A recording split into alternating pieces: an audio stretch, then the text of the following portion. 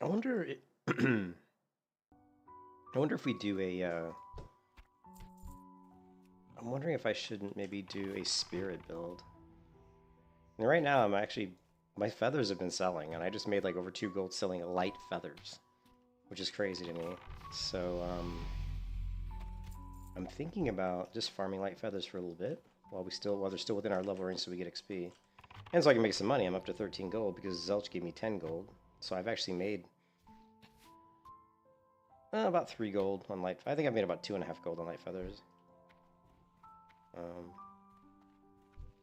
But we're gonna make more. Yeah, obviously we're selling.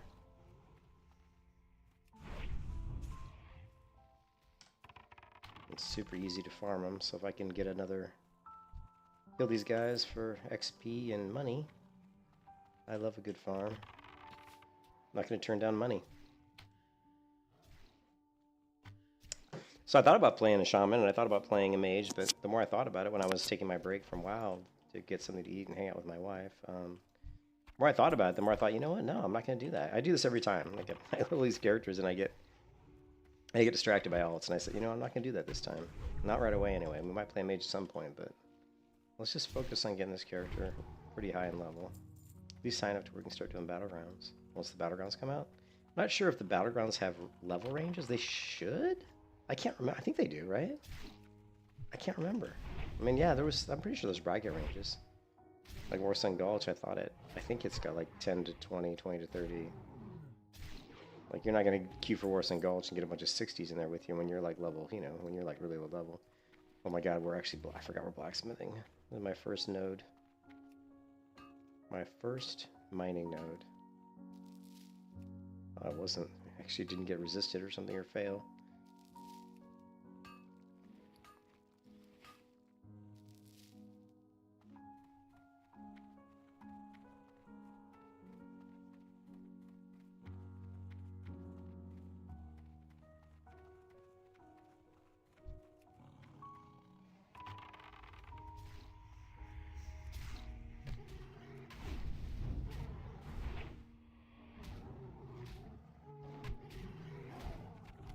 I'm not sure what our faster kill time is, if I do my melee rotation or if I do...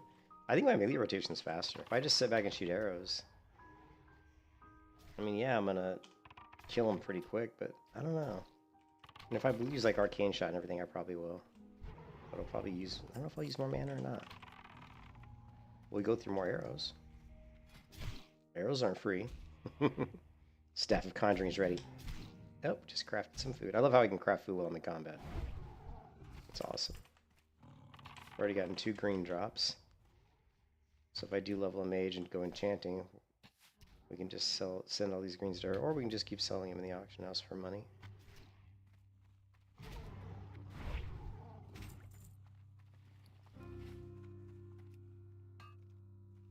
So 4 feathers are ready, which is probably like 60 silver. That's crazy good money, actually. Like 60 silver in 6 minutes. That's like 10 silver a minute. That's not bad. Not to mention the green drops and stuff, so we've made much more than that. This is a good gold farm.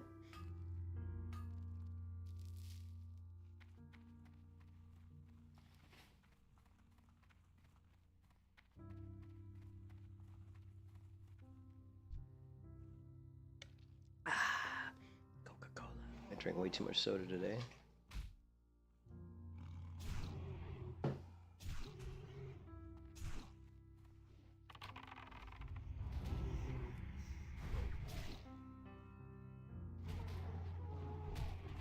Another light feather. Think about that. Every light feather I get's like 15 silver.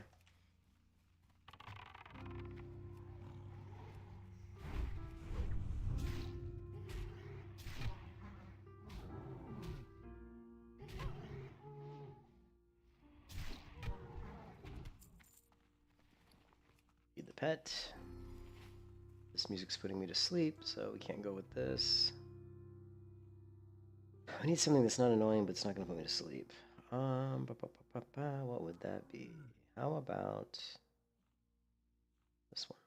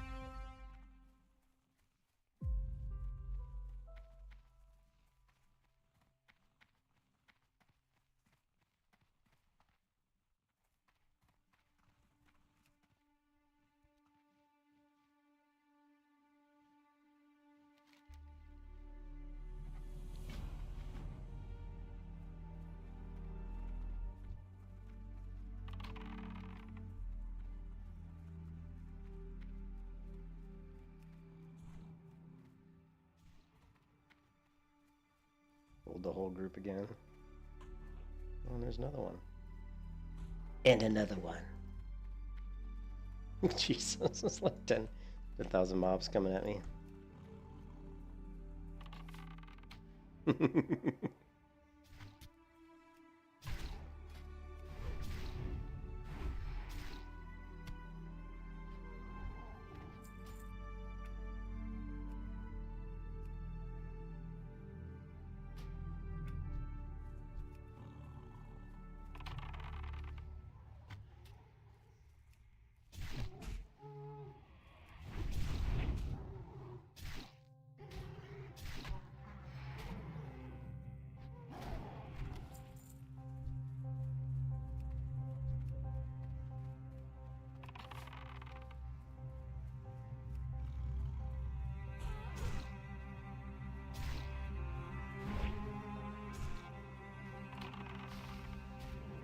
One more level. Come on, one more level.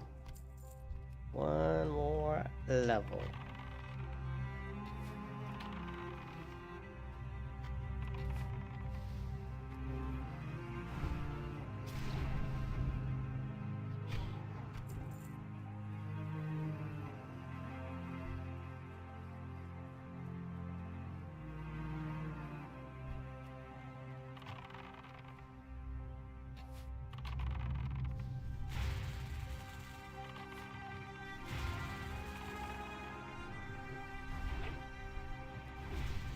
Bloody Oracle, I kill you.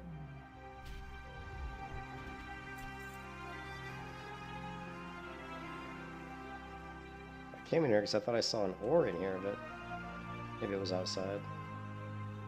Yeah, it wasn't in here. It was over here and somebody just mined it. Damn it. Those bastards.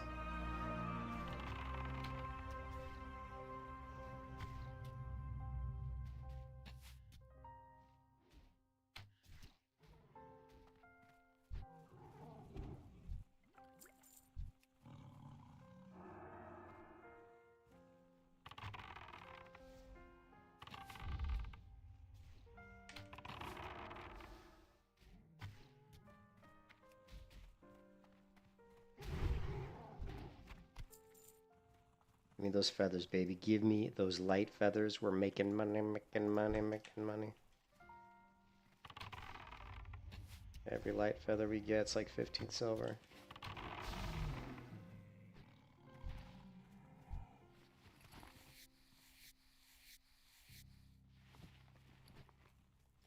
Lots of eggs. Lots and lots of eggs.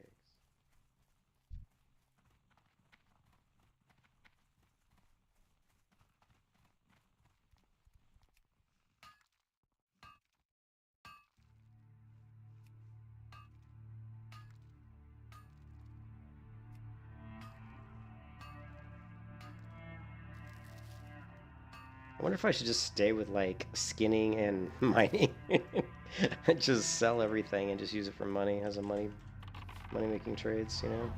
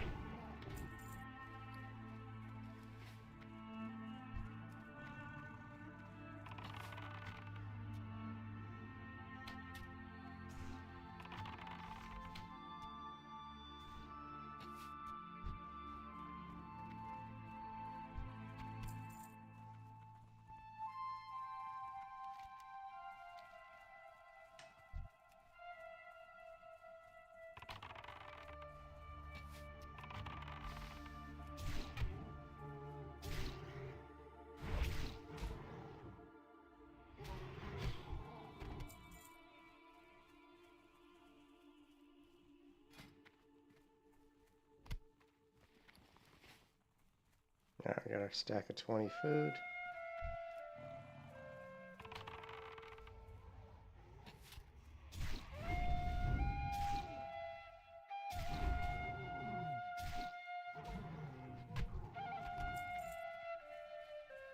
I think we should stack more intellect. I think for this leveling, let's stack more intellect.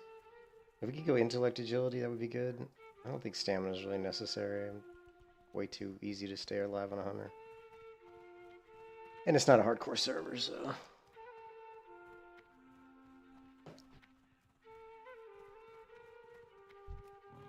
I think intellect would be good, yeah. Actually, honestly, I'd be tempted to go intellect spirit. And just go for like regen, or we could set up a spirit set, but that would take up inventory space. And we could just, every time we finish our fight, we could swap to our spirit set. We could even set up with item rack, we could set up a spirit set drink, so when we drink, it puts the spirit set on, and then when we stand up, it automatically equips our DPS set, our leveling set. Which does work, but it means you have to carry a bunch of extra gear. So I don't think at low level it's really that. I think at high, like max level, like 60, it's useful. Because when you're like in dungeons, the one thing that'll keep you from doing top DPS as a hunter is mana. From pull to pull, you'll be running out of mana. Especially if you're doing like what I like to do, which is kind of go survival and use some of the hunter's survival abilities. That'll, with improved traps and stuff, you're just gonna blow through your mana so fast. It's unbelievable. Because you got to feign death to use it. If you didn't have to feign death, how much is... if you didn't have to feign death to use your traps... Let's see, feign death is what, level 26? I think? No? Feign death, rank... Yeah, level 30. 80 mana. That's a pretty significant amount.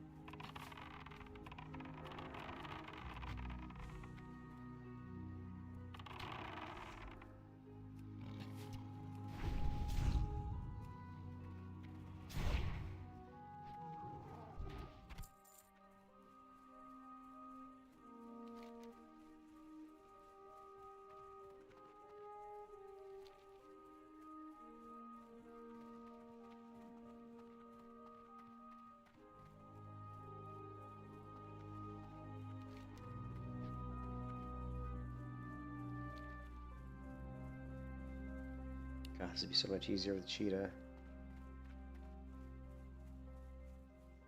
Still though, 10 feathers, that's should be 1.5 gold already. 1.5 gold in 19 minutes. I guess that's not too bad.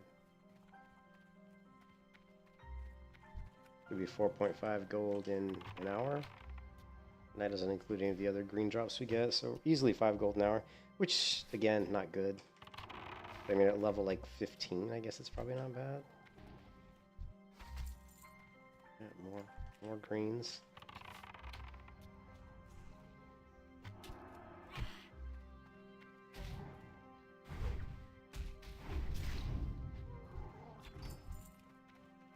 More gems. All this stuff is sellable. Even the white gear we can sell, because people will buy it on this server.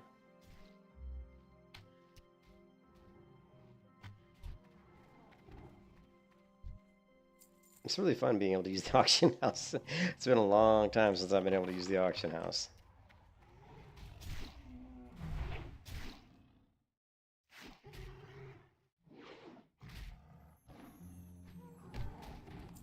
You know, Kanan did a little video clip for like his perfect MMO.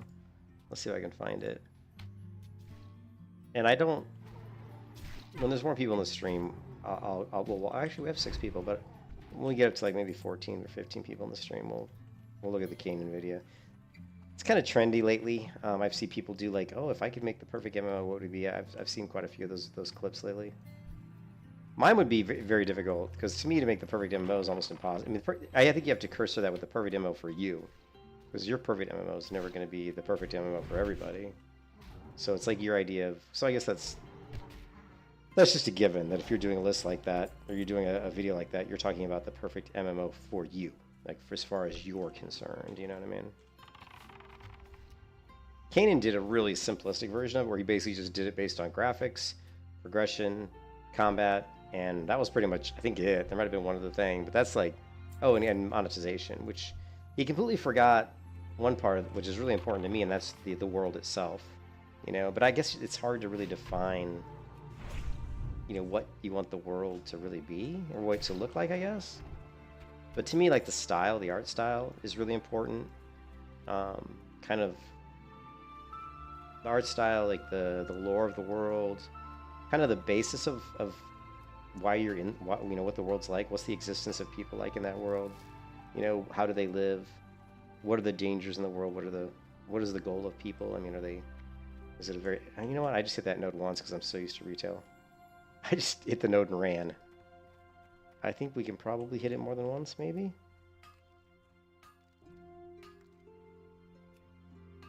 Seems like we can. Okay, now we can run.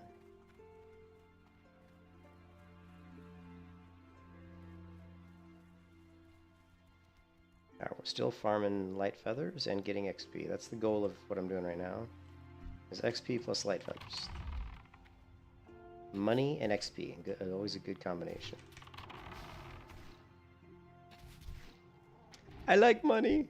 I like having a lot of money. Okay, there is an ore, it looks like, outside. And there's no one over here.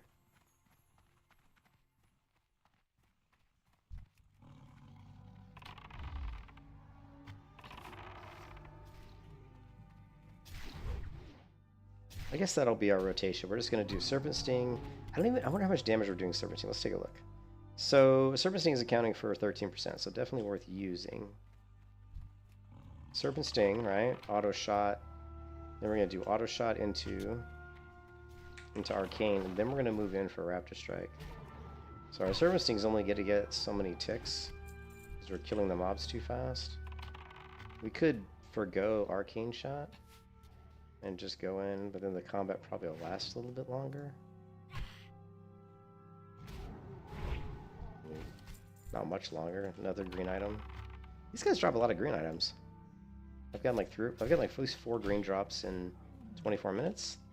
That's a green item every 6 minutes, which isn't bad.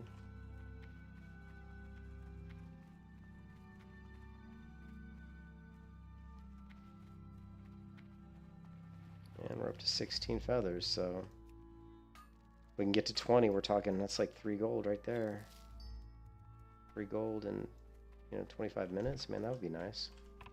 That'd be 6 gold. That'd be 9 gold. Wait, no.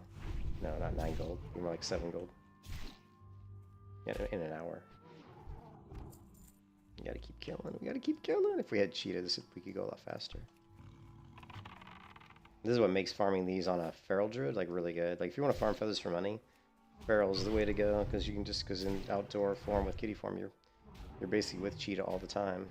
So, and it doesn't affect your combat, so it doesn't affect your character in a negative way.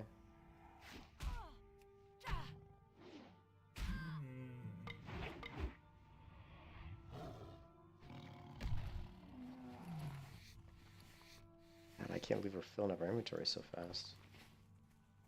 Doesn't help that we're skinning and getting ore. I guess both those things are going to fill up our inventory. Did I hit this node and walk away again? I gotta remember that I gotta hit these more than once. I think I did.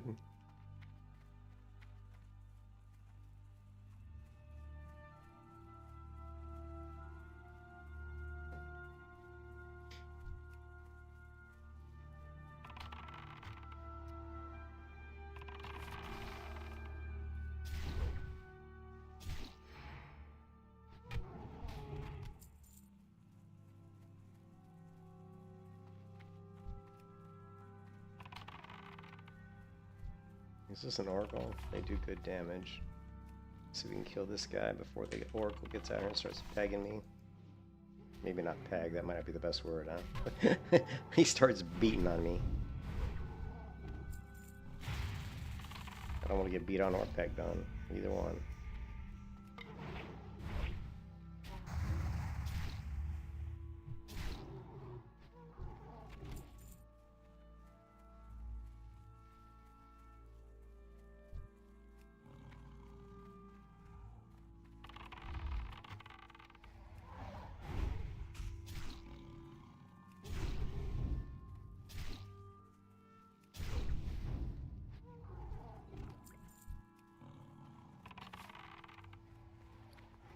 You can kiss your ass goodbye.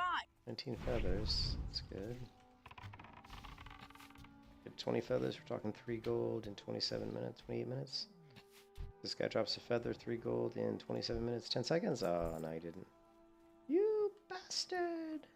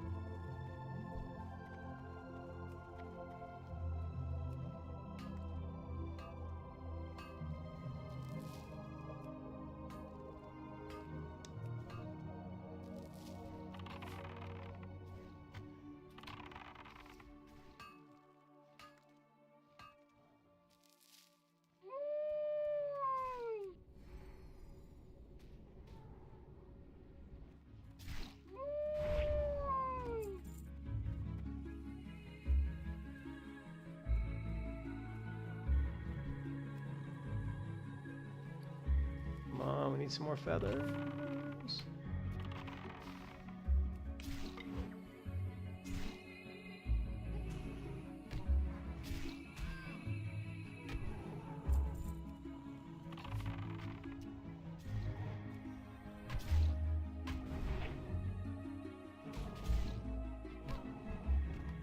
There we go.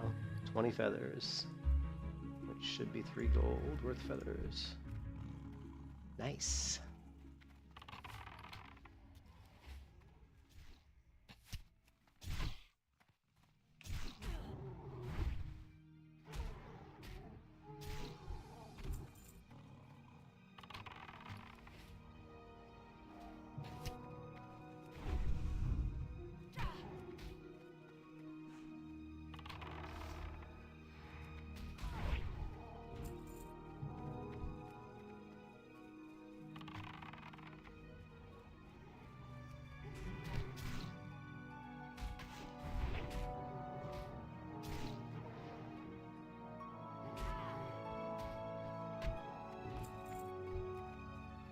Keep those feathers coming.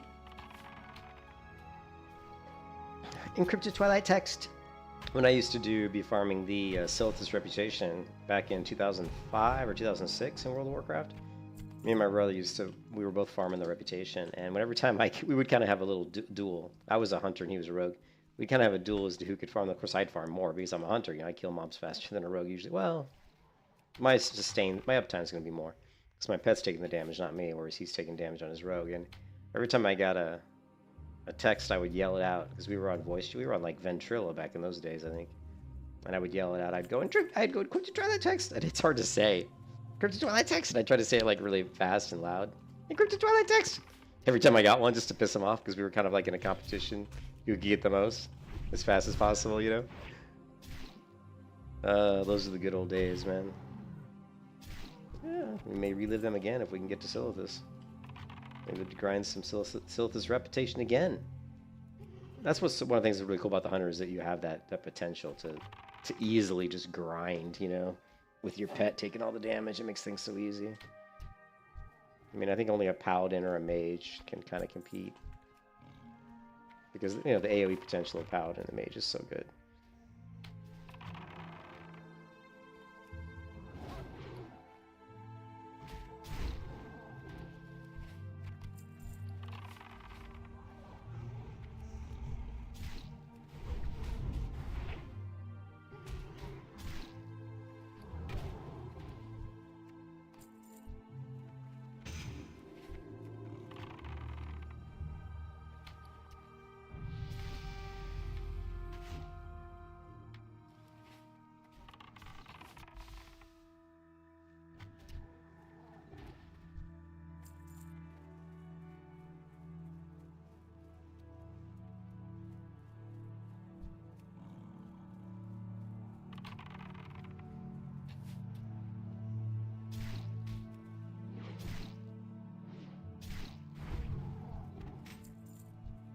Another green item. Man, we're just getting so many green drops. We're going to be putting up a lot of auctions on the auction house.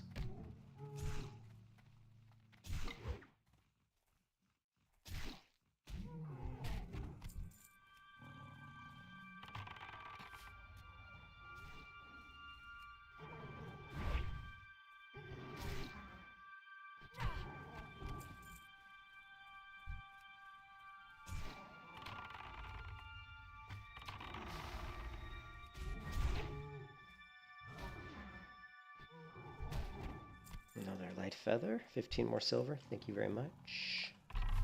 Thank you.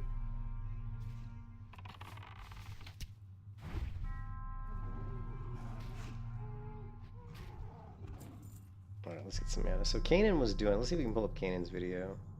Let's go Kanan, our Liberty, and we're going to go to Kanan's YouTube channel. And we're going to go to Shorts, and let's see.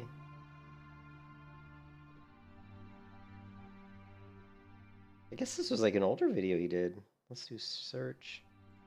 Perfect MMO.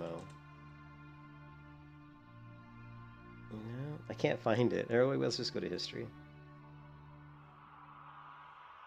All right, so here's my personal...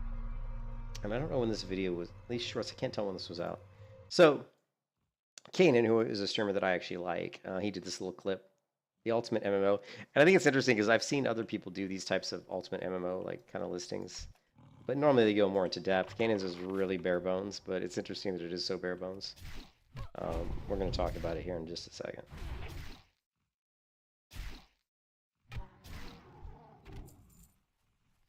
Oh my god, I've got to get rid of some of this shit. Ultimate MMO.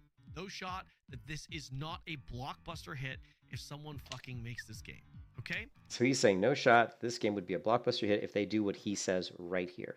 So I was expecting him to go into detail, but he doesn't go into detail. It's just really basic. It's just progressive content, graphics, combat monetization, that's it. That's all he says, all he talks. It's very small. Let me know what yours is, but here's mine. Progression content, the gameplay content, vanilla Arcade.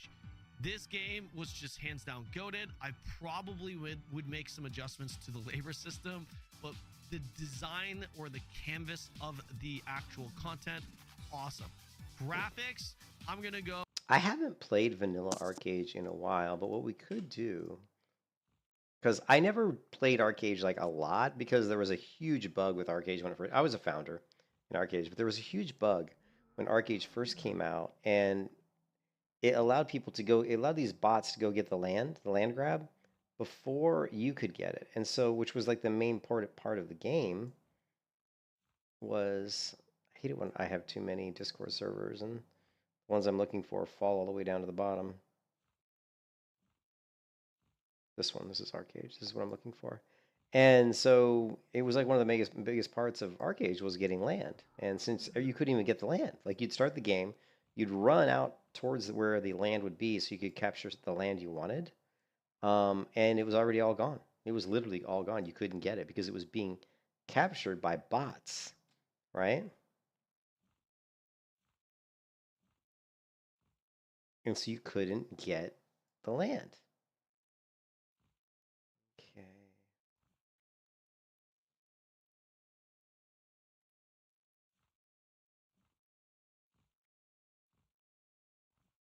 Okay, cool.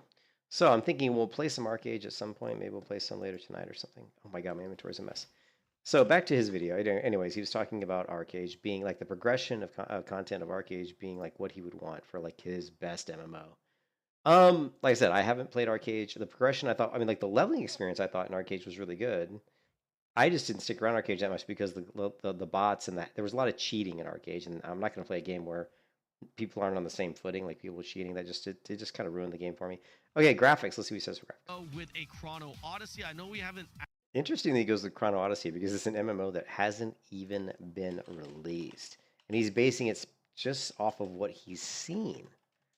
So let's take a look at Chrono Odyssey. I think it looks good. Let's take a look. I mean, it reminds me of Black Desert. I mean, the world looks. I mean, the detail here in the gravel, like all the gravel and the way the land is laid out, it's nice. I'm not gonna lie. It's really. I like the elevation. Like, see how you can go down around and see here you're down and there's like a lot of like going down and up and down. There's slopes and hills. I like that. I don't like MMOs where everything's flat. So I definitely like a lot of the topology to be very varied. Okay, Chrono Odyssey has some real time. Chrono Odyssey has this weird like time mechanic where you can like kind of stop time or something. It's really weird. Yeah, you have to unwrap the new PC. Oh yeah, I'm on the new PC now, Brandon. The new PC is all set up, so we're using the new PC now. I mean, it's funny that he says. I'm just really surprised that he says Chrono because Kanan plays a ton of Throne of Liberty, and if I pull up Throne of Liberty, how does Throne of Liberty looks pretty much just as good as that? And Throne of Liberty is only Unreal Engine 4, right? So if you go Throne of Liberty, right? Throne of Liberty, and let's just say gameplay, right? I mean, here's Throne of Liberty, right? I mean, the graphics look pretty good. Here's Chrono Odyssey. And actually, there's a scene in Throne of Liberty where they're actually, I really like this part of Throne of Liberty. This combat looks cool. The reason I like it is the stagger animations. Let's see if we can rewind that. Like, this guy jumps on the ground and the whole ground shakes. Actually, probably could use some more stagger animations. But there was one part of this video right here where when I'm walking through this city right here, this looks not much different than this.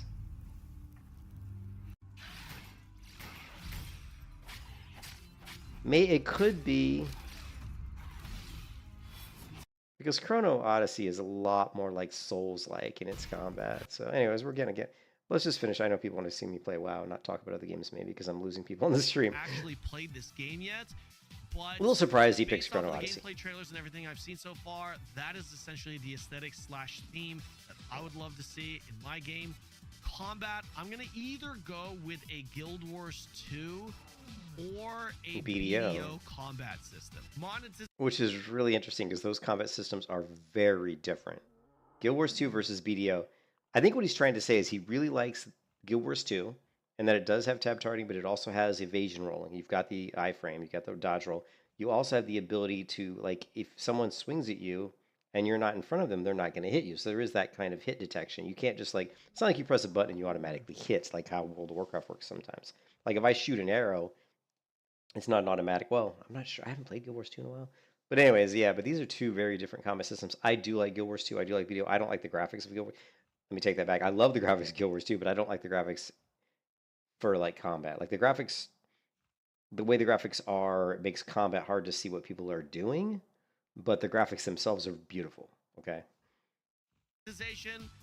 Pretty simple. If someone told me they were going to make an MMO, and I had to choose between these two combat systems, it would be a hard choice, because Guild Wars 2 is really good combat. I like the combat, but BDO is really good. The problem is BDO is so flashy and so more action combat based that it's hard to like do. It's a lot more like physically, there's a lot more physical exertion. It's like playing an FPS versus playing World of Warcraft. I mean, you play an FPS, you're on the tippy toes of you're on the very front of your chair and you're like really into it because you've got to have those twitch reflexes working really well to get those like headshots off and stuff like that. BDO, you kind of have to be, you kind of have to be a little bit more on the edge of your seat. Whereas Guild Wars 2, you can just kind of lean back in the chair and you can run through your rotations no problem. Same thing with WoW. And in that vein, because I'm older and I like being relaxed when I'm playing games nowadays, I don't want to be all like tensed up. I probably would lean towards the Guild Wars 2 combat system over having BDO. If I had to choose between the two for an MMO. Oh man, just sell skins. That's how you make money.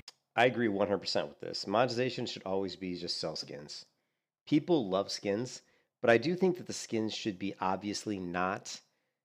They should be obviously different than the skins you get from doing like high level dungeons and raids because people want to be able to flex their gear. So the skins that you buy shouldn't necessarily look better than the skins you get from doing like high level content.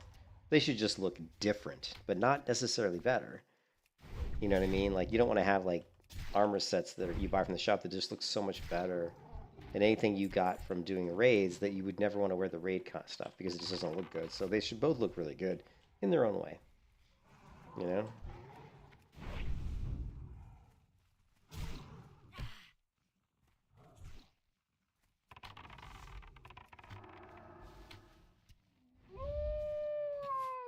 Am I out of range or something? I guess I am.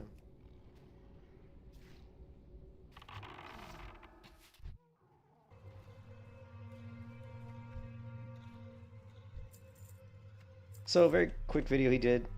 Progression content, Arcade, graphics, Chrono Odyssey, Combat, Guild Wars 2, or BDO. Monetization, sell skins. This is Kanan's ultimate MMO.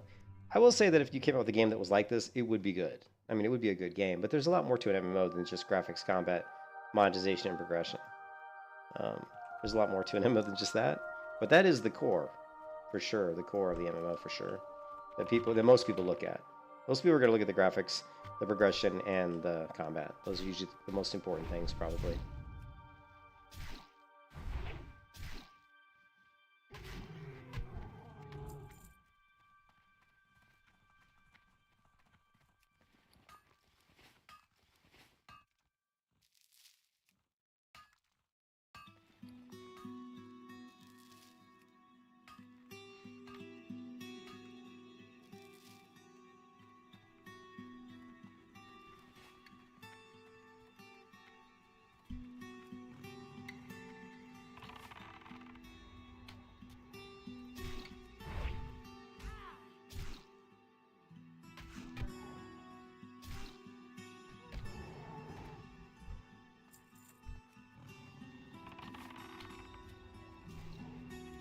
You'd have to have babes too. You gotta have babes too, Brandon. Yeah, you're right. There's gotta be hot chicks in the MMO, right? I swear, MMO Bite, that's all he seems to think about is big boobs and asses and stuff. I don't know how his wife puts up with him. I love MMO Bite, but that kid has got a thing for chicks' asses and boobs, but you know, I guess a lot of guys do, right?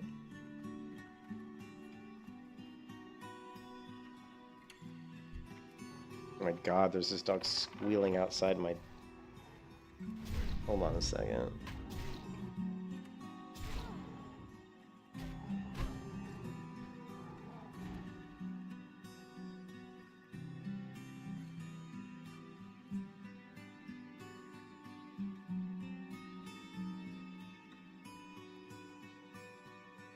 Okay, if there is one thing I absolutely hate living in an apartment, it's people and their fucking dogs. I have a dog, my dog doesn't bark. I won't let my dog bark, right? Like, if you have a dog, manage your dog, train your dog. Don't let your dog walk around outside squealing and barking for like 10 minutes straight. It's like, it pisses me off. I don't want to hear your dog for like 10 straight fucking minutes, you know? Pisses me off. I hate how bad people are with their pets. It's like, train your pets, man. Be responsible. Be a responsible pet owner. I mean, literally, there's like multiple dogs outside just going. It's like, what? If my dog did that, I'd smack him right on the butt. I'd be like, shut your ass up. Holy hell.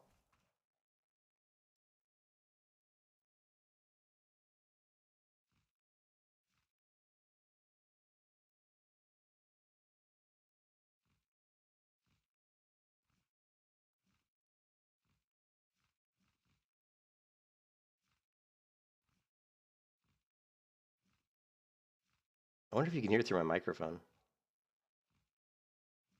No, you guys can't. You're lucky. You're lucky you can't. God. There's like 3 dogs just barking. Like, it sounds like 3 different dogs barking.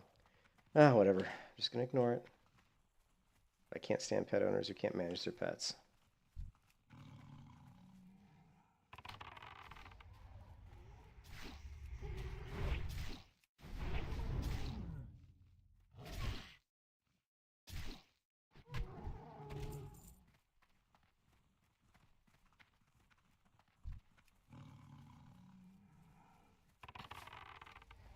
Yeah, my inventory is a complete disaster.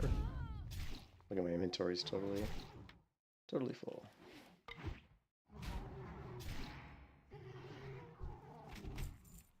Just keep getting like weapon drops left and right. Rusty warhammer. You can kiss your ass goodbye.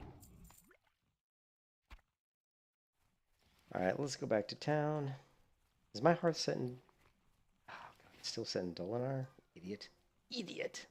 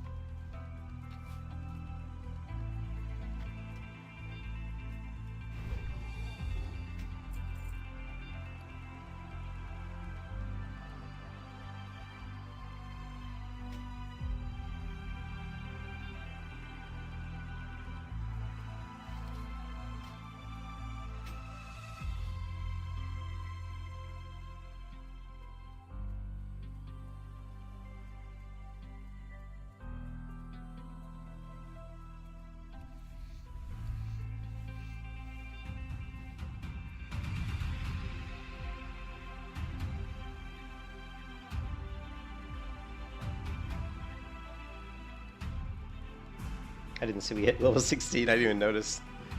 I'm like just on autopilot.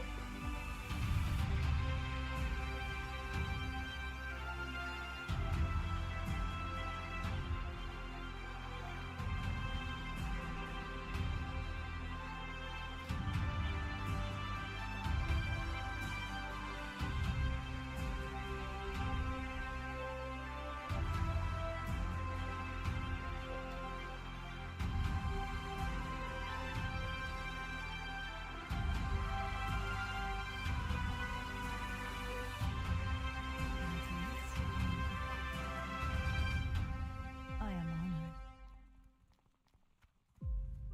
Hello. 9.5, still not as good as my style, though it does have 2 stamina, 2 intellect. Goddess, watch over you.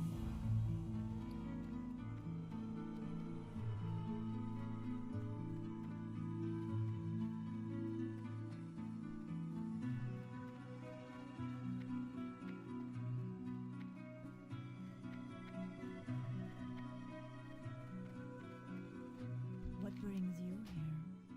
Be careful.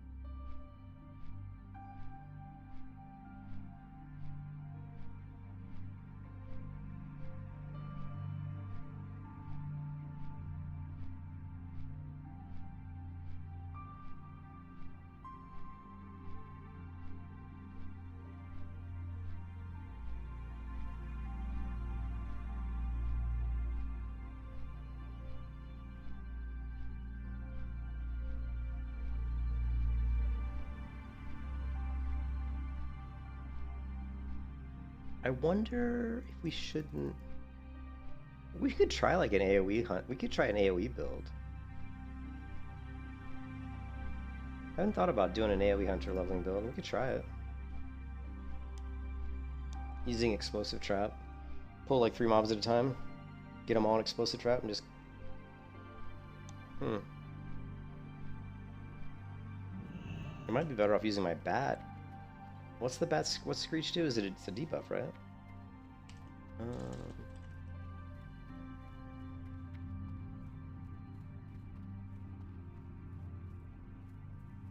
Screech. That's a single target. Lowers their melee. Oh, it's only a single target though. What are the pet abilities are there? Screech, dive, furious howl, dash, cower claw. So, how about Thunderstomp? We're not gonna. Thunderstomp reduces all damage your pet takes, but increases time between your pet's attacks. Oh, that's something else. Shakes the ground with thundering force, doing nature damage to all enemies within 8 yards. So if we got a, but the lowest level gorilla though, unfortunately, is level 30. Well, really, it's level 32 in Stranglethorn Veil. I wonder if we could do an AoE leveling build with a hunter from like 30 using a gorilla. Could be interesting. I've never used a gorilla before.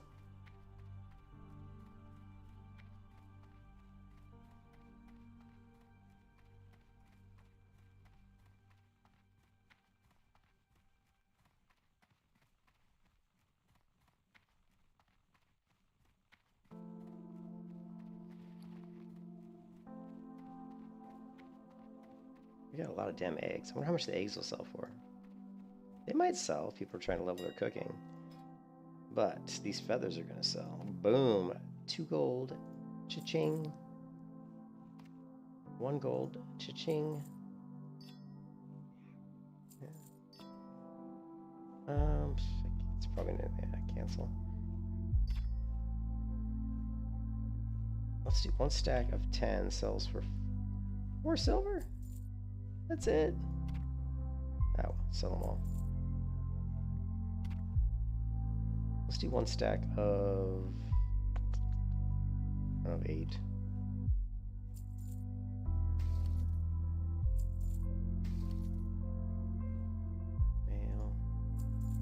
Mail. Even these gray items are selling for money, which is kind of blowing my mind. Okay, that's not. 64 silver for a level 5 item. Wow. How about a rusty warhammer? 3 silver. For all those people doing the 30 silver for a 3.6 attack speed. Great. Oh my god. Skinny knife.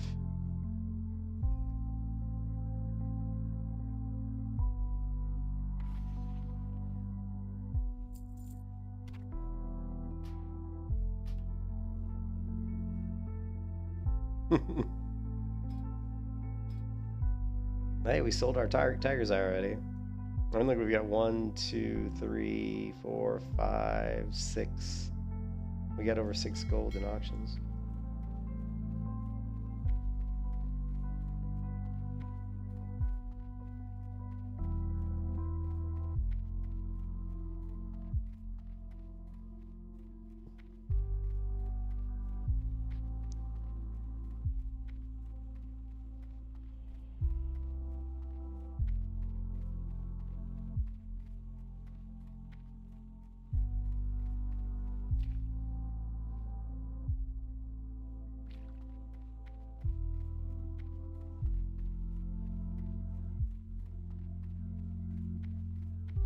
Too bad these guys don't drop like cloth, or we'd really be making some money.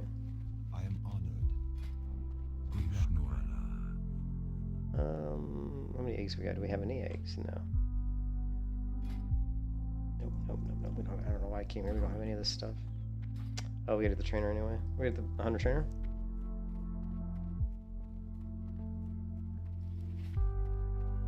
I wanted to go to the auction house though. Check on some gear upgrades. I need to get some more intellect. We need a lot more intellect. A lot. more intellect. What are we at? I want to double my intellect pool. Ishnu Allah. Ishnu, Allah, Immolation Trap, yes. Mongoose, but yes. Right, I don't care about the other ones. Okay, Mongoose we got. Immolation, yes. Raptor Strike, okay. Raptor Strike rank 3, good.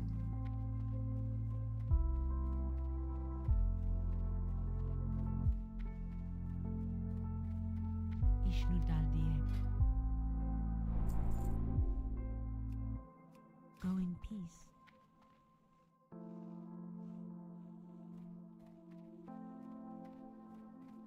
To sell, how much is this going on the server? I'm curious how much the Devil Sword leggings are going for on the server. Well, we'll find out. We're gonna hit the auction house here in a minute.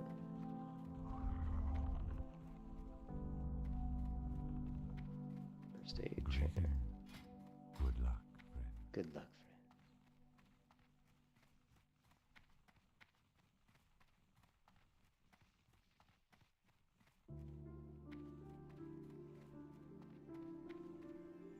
How may I help? We could go. I guess we'll go with the staff, except we can't make food with it. But we do have 2 stamina, 2 intellect. Yeah. The staff of conjuring is kind of cool. Keeps us stocked with food.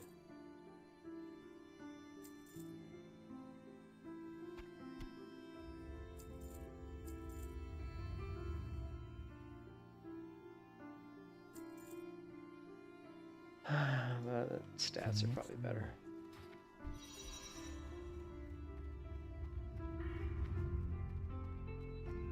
Seven unspent. We've spent 0 talent points.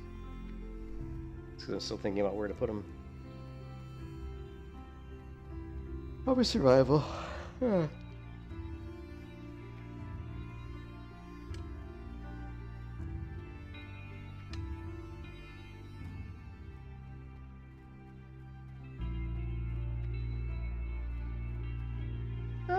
Parkour fail.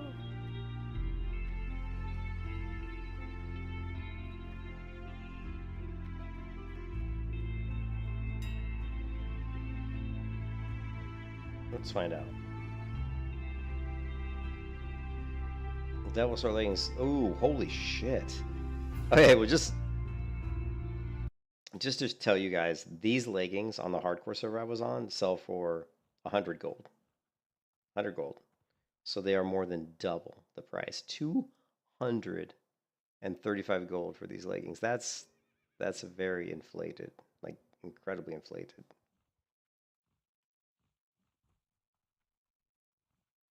Let's see how much the gloves sell for.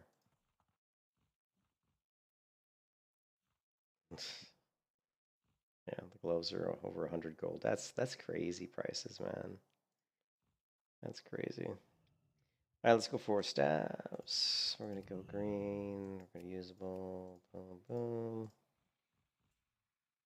What do we got? How much damage does it do? Ooh, 38. Ooh, not bad. So we want something with a lot of intellect. And none of these have a lot of intellect. I mean, 14 attack power is nice, but we want intellect. Here we go, eagle. Look at the prices, though. Fuck, I ain't paying that much money. This river paw staff's not bad, but again, we're not going to pay that kind of money. It's a waste of money.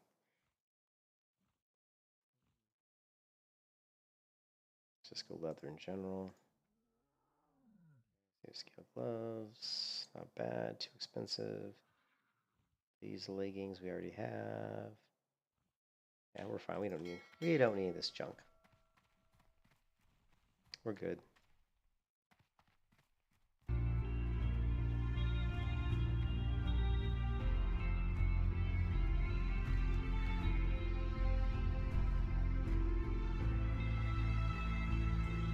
This guy wants to buy, he wants to buy the gauntlets and the leggings for 300 gold. That's 150 gold each. I would like to know how many people are buying gold. Like, well, my light feather sold. there goes my light feather. Oh my god. We're gonna be rolling in the money, man. At least for what I would normally think that I would have at this point, you know. What is this? Starter stew. May the stars May the stars. And of course, I didn't set my hearth to Darkshore because I always forget because I'm an idiot. So yeah, I mean there's just no way. There's no way. I mean, people running around level, there's so many people buying gold on this server.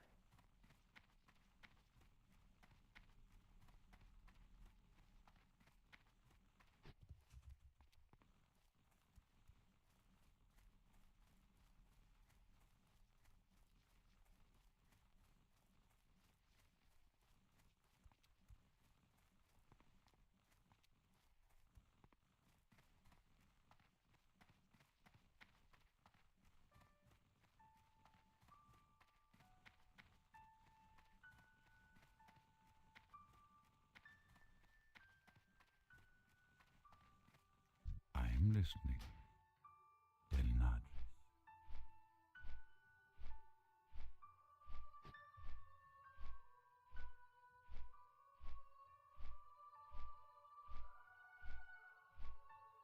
I think I'm almost tempted to go and like I think my mage will definitely be an enchanter. So if I do play the mage, it's going to be an enchanter 100%.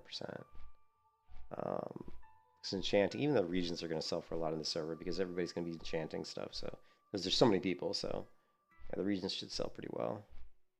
And with everything being so inflated.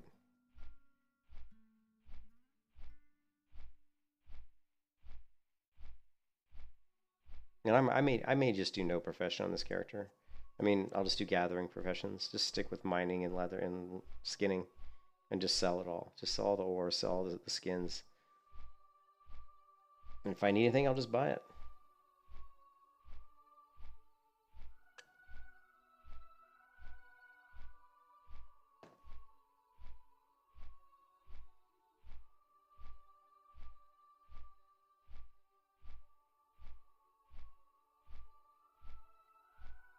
But if we did do, thinking about like an AoE build,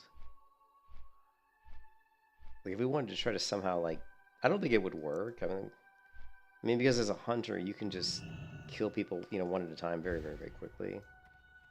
And trying to kill multiples at a time. This person's got a bat. They're level 52 though. Check this out. Oh no, I got rid of my bat. Damn it, I was gonna pull my bat out. I got rid of it. Like I had a bat. They've got a different bat though.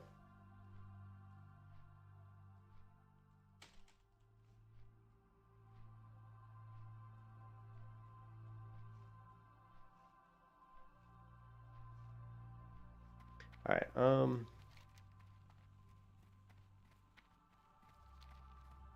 Yeah. So level 16. Grab this wood black. Merc deep.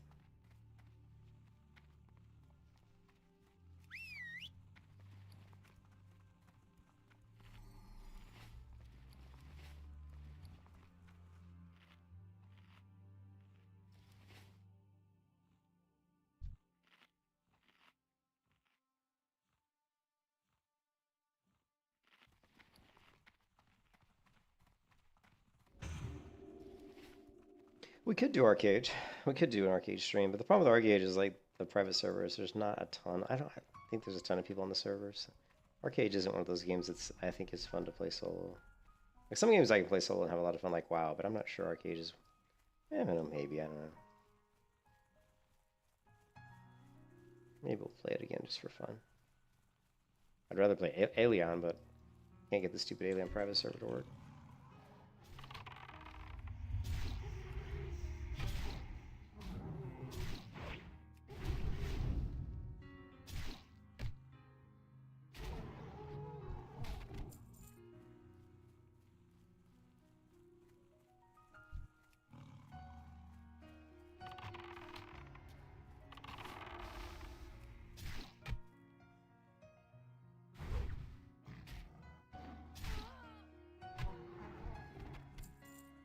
Alright, so we're going to go...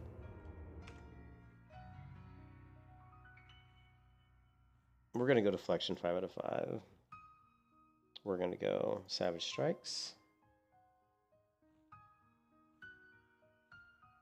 And then do we want to go for like a root? I don't think so. I mean, we could go for entrapment, but I don't think entrapment's really... I don't like putting 5 talent points into something that only gives me a 20% chance to do something.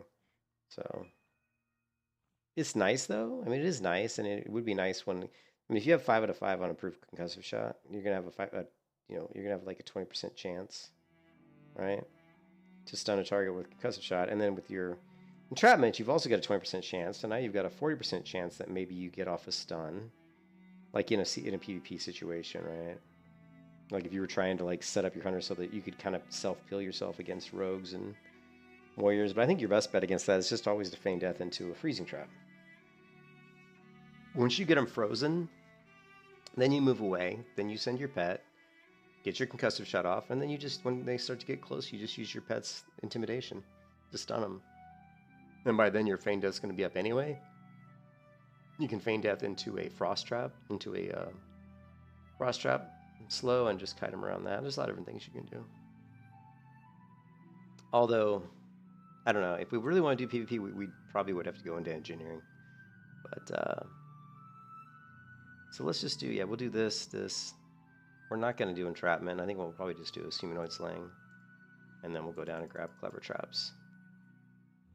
Yeah, clever traps is going to increase our trap damage and duration of our freezing trap by 30%, which is really good.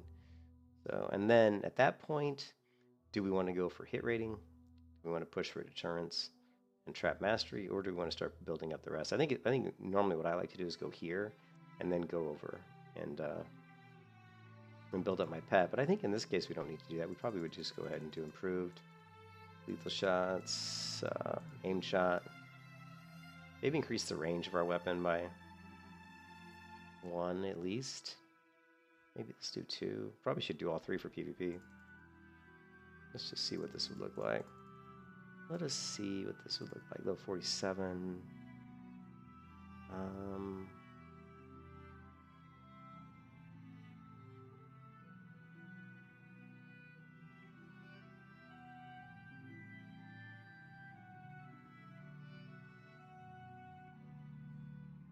Six. We still don't have hit rating though.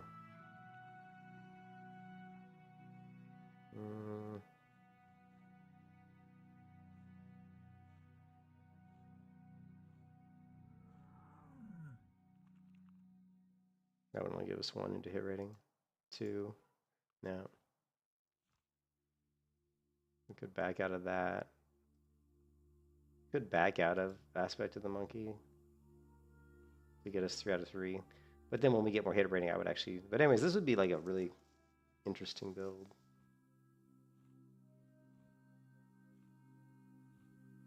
Good survivability. Our pet's not going to be super great, but they got enough health and armor that they'd be okay.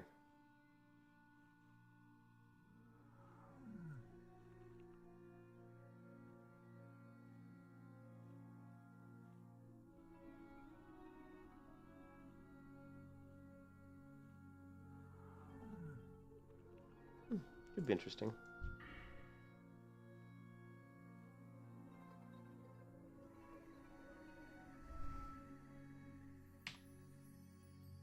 In the wrong button, apparently.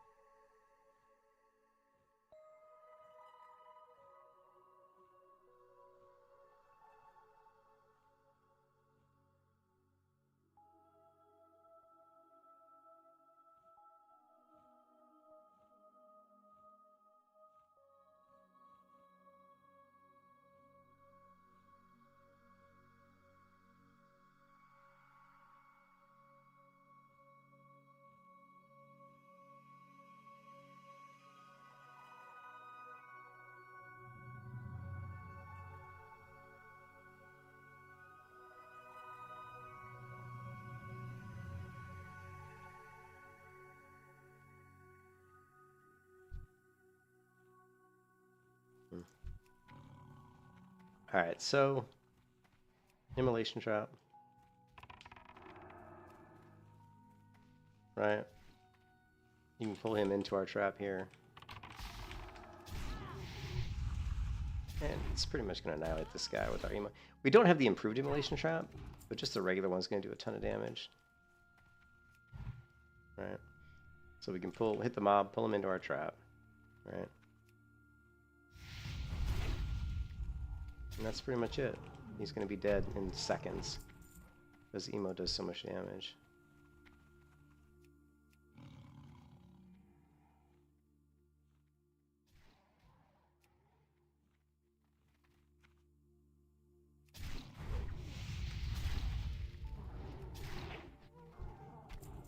Just annihilate these mobs. This is where I was saying having more intellect, having a bigger intellect pool would be really good now. Because with our traps, we can really kill mobs very, very quickly, as you just saw. I mean, probably we don't even need Serpent Sting anymore, because it just doesn't, it's not worth using anymore.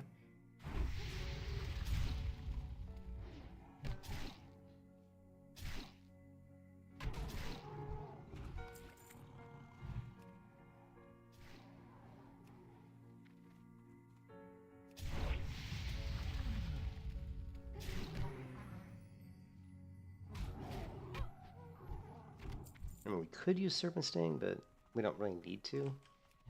Like, so if we were going to use Serpent Sting, we would pull our pet back, right? We pull our pet. We'd go ahead and do that, throw in a Serpent Sting, and he's pretty much a goner. I mean, he's got, with the Serpent Sting dot and your immolation trap, he's just going to be dead. Oh yeah, I played Terra a ton. Yeah, I played in closed beta 1, 2, 3, 4. Open beta and release. I played a lot of Terra before it ever even came out. I was a huge fan of Terra. I think Terra's combat system to this day is probably one of my favorites, if not my favorite combat system for an MMO. It's really, really good. Really a shame what they did to that game. Because Terra, even the crafting, I thought in Terra was really good at the beginning. Like in vanilla Terra, like the first couple weeks it was out, I enjoyed the crafting system. I enjoyed the way the leveling worked. I enjoyed everything about the game. I enjoyed the dungeons. I thought the dungeons were fantastic. In fact, the dungeons in Terra come second only to World of Warcraft dungeons, in my opinion. You know what I mean? There aren't too many. I think what separates World of Warcraft from almost every other MMO is the dungeons. Like, there aren't too many MMOs where dungeons are really that good. You know, like for example, you go to Guild Wars 2 and do dungeons. They kind of, to be honest, they kind of suck, right? Now, raid's a different thing. I'm not talking about raids. I'm talking about dungeons. Like, lots of MMOs have decent raids, but do they have just decent dungeons that you do while you're leveling? Not many of them do. I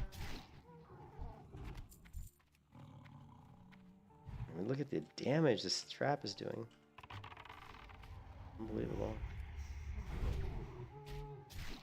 So we're gonna... You can see the trap effects. We're gonna reset the damage meter.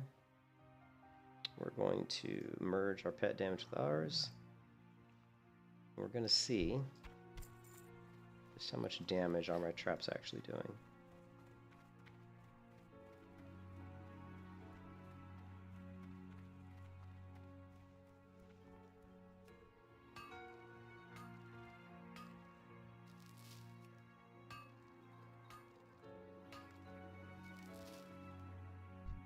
We're going to send our pet.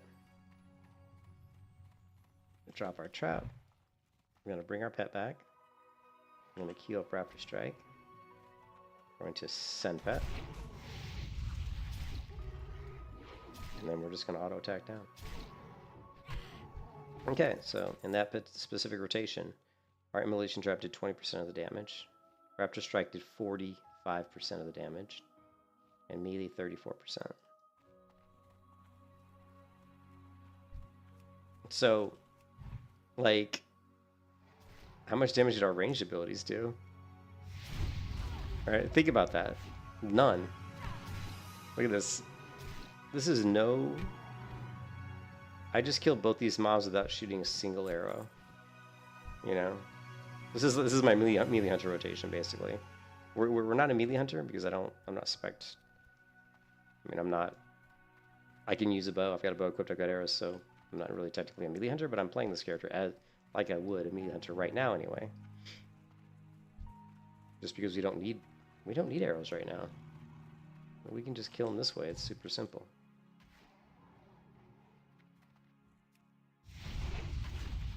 And if I really want to kill him really, like, way faster, like I said, I would just throw on a Serpent Sting.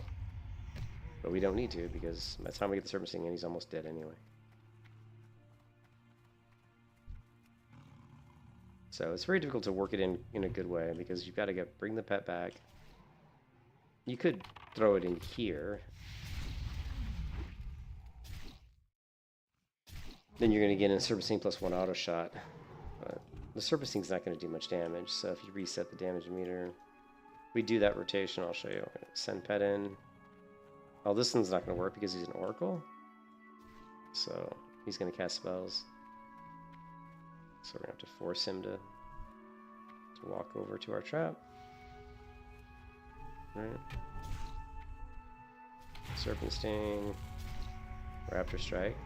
And again, so you see there that the Serpent Sting didn't even have a chance to do any damage, because it is a dot ability like Shadow Word Pain, so it doesn't trigger right away. It takes a second for that first piece of damage of the Serpent Sting to actually trigger, just like Shadow Word Pain.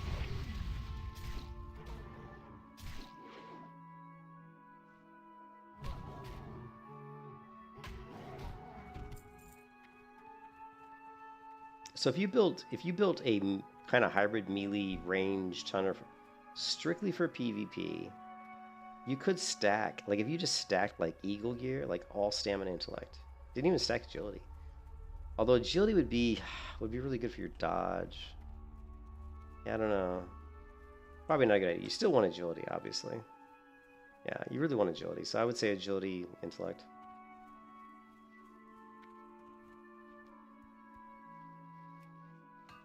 One of the things, if I was going to do Classic Plus, what I would do...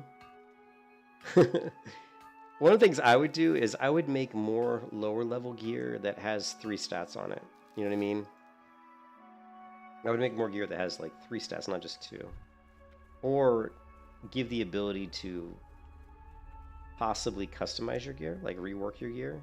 Like let's say you've got a piece of item that's got 3 intellect and 3 stamina, and you could take it to some sort of magical, I don't know, artificer, some sort of magical person, wizard, I don't know, sorcerer.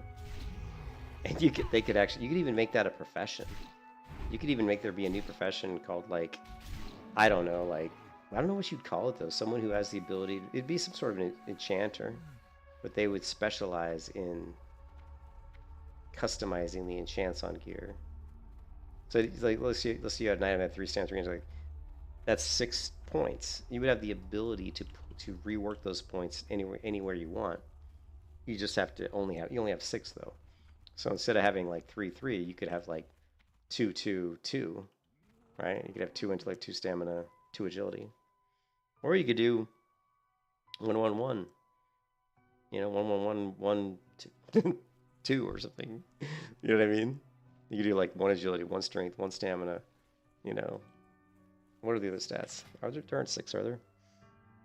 There's only 1, 2, 3, 4. There are. So you could do like 1 strength, 1 agility, 1 stamina, 1 intellect, 2 spirit, or 3 spirit, I guess. 4 spirit, sorry. No, 2 spirit, sorry. Brain's not working, as usual. That'd be kind of interesting. Okay, I didn't hit this guy with a trap. This is where Feign Death comes in really handy. But we don't have it.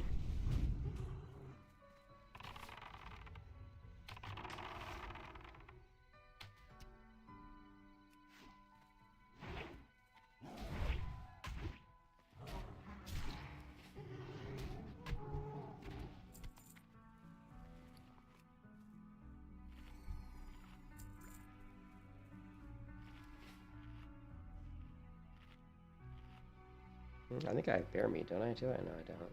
Oh yeah, I do. I have bear meat.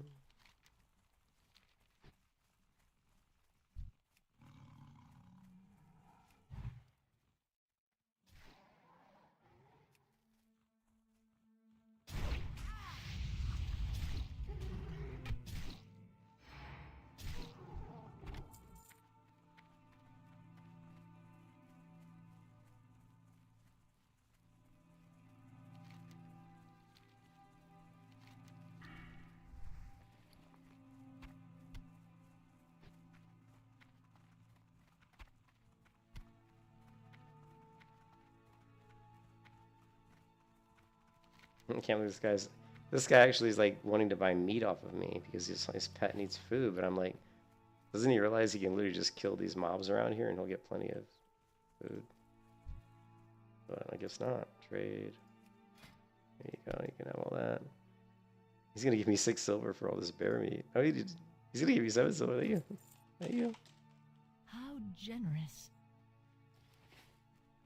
Yeah, if someone's gonna give me 6 silver just for some stupid bear meat, I'm like, okay, I don't care. Bear meat's easy to get. I'm just surprised. Like, if you need food for your pet, his pet he must have just tamed his pet or something. I was worried about it, like leaving him, you know, because otherwise you could just kill some mobs, get some food, and feed your pet, or you could just buy some from a vendor. I don't know if there's a meat vendor though. Although his pet looked like it was a bird, didn't it? I think birds eat. Don't they eat? Do they eat fish? I can't remember if birds eat fish. Let's look that up. I'm curious now. Let's see, Petopia. Let's see, Petopia.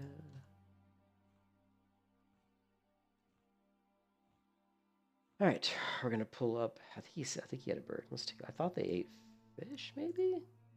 Their diet is meat. No. Although is fish considered meat? It should be, right? But it's not going to help him if he doesn't have fishing or something.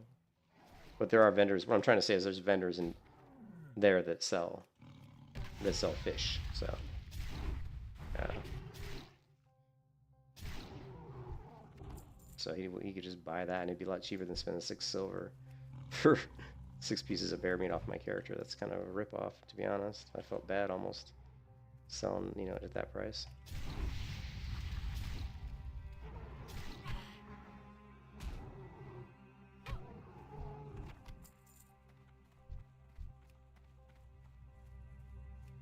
So we can bring our pet back, right? We can go ahead and use Serpent Sting into Magus, but the guy's gonna drop in like seconds. Like, Serpent Sting is like way overkill.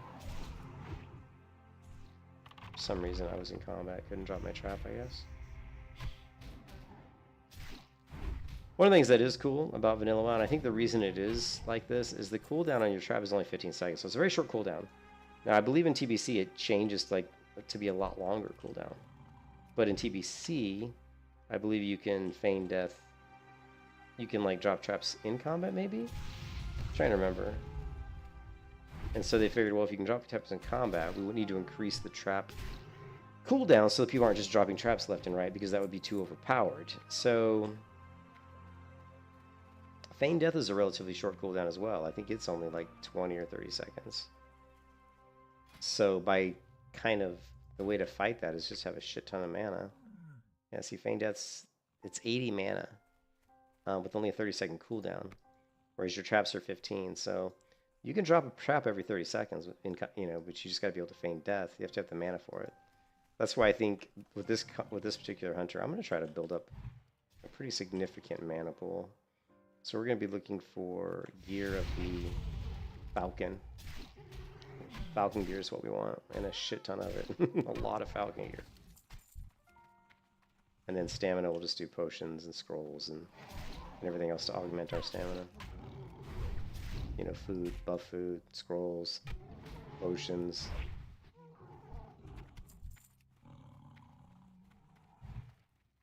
I can't drop trap with the game. I guess it was just on a cooldown. Oh, you know what? I don't know.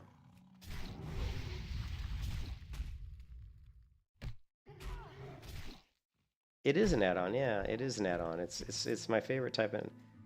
I'm really picky about my UI, but it's called KUI nameplates. So if I do KUI, but Oops, sorry, KNP. Sorry, Kui nameplates. So yeah, I love Kui. And you can go to career. So you can go into here. You can go into your cast bars. You can go into the cast bar, so you can see the enemy on the enemy nameplate. You can see their cast bar. You can actually detach it so that it's not, you know, docked right under the health bar, or you can leave it docked under the bar. You can change the sizes of things, which is really great. You can change the sizes of the frames. There's a lot of settings actually. They're really good. My favorite ones. My favorite nameplates. Other people use another one that's very similar, but I don't think it's as good as Kui. I think Kui just looks better. Yeah, there's another one that people use. I can't remember what it's called off the top of my head, but it's extremely similar to Kui, but I just don't think it's as good.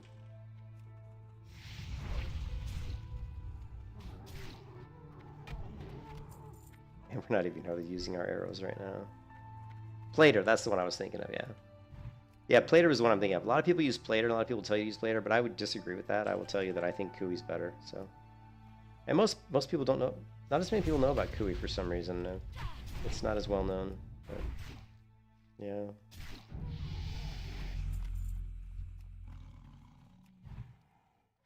We're doing our melee hunter rotation here, even though we're not really technically a melee hunter. But as you can see, we kill very, very quickly with this build. These mobs are low level though. Unfortunately, my trap wasn't ready there. So now we go with the ranged option. Well, really just serpenting. Hi, friend! Looking for a chill guild of close friends that help each other out and run content together? We are Legion, and are progressing together through dungeons to endgame rating with SR Loot, which I have no idea what SR Loot means. And with PvP 2. Let me know if you're... He sounds like he's 15 years old, so I'm going to pass on that. We do PvP too, like your big smiley face. Don't forget, we do PvP too. Yeah, now we're good, we're good. I don't like people, we don't need no guild. Bring your pet back. Come on, pet, get back here. Get back here. Is it soft reserve? Oh, fuck, it's soft reserve. People start talking about reserves, like when people start doing like dungeons and stuff. Oh, the worst is when I see someone like do, oh, looking for a group for dead mines, like Cruel Barb on reserve. I'm like, screw you. What's a freaking level 20 dungeon? Who gives a shit, right? You're gonna be like, if you're like actually playing your character, you're gonna level way past the point where that gear really even matters that much. Plus, it's like what, a rogue? I could level a gray gear rogue pretty damn fast without even using green or blues. On the hardcore server, I was leveling warriors with gray gear only, and I have a level 20 warrior on the hardcore realms who's gray gear only. Check this out. Yeah, that kind of stuff is nonsense. It's just absolute nonsense. Here, check this out. Before I was playing this character, I was doing a leveling challenge on the hardcore server, and it got so the hardcore is like really, to me, hardcore is really easy because I've done it a lot. So I wanted to make it more challenging. So I said, you know what, I'm gonna level warrior, which is warrior's hard to get to 60, but I've done it a couple times, and so I'm like, let's make it more challenging. Let's say that the warrior is going to do self-found, right? Which one's the hardcore? Doomhell. We're going to do self-found, which means we can't use the auction house. We can't trade with other players, right? I mean, notice anything different about their armor, right? We're going to do self-found, and we're going to do gray gear only. The funny part about gray gear is there isn't that much gray gear in the game. There's not a lot, right? There's not a lot of gray gear. So here is my self-found hardcore gray gear only warrior, who's currently level 20. Gray. She's got the worn mail, the loose mail, calico cloak, gray. She's got a gray hatchet, a gray dagger, the fisherman's knife, and a gray gun, the cheap blunderbuss. And she is awesome.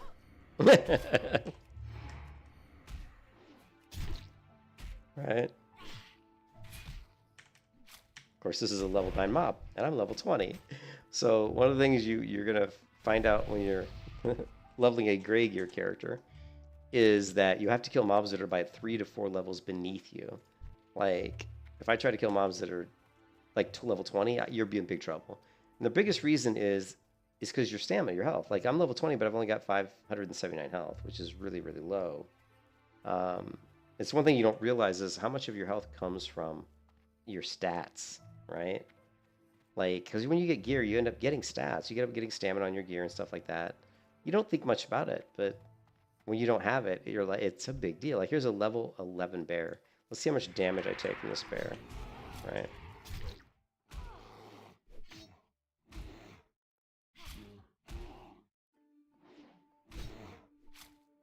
Not too bad, right? We're not really taking too much. We took a little bit.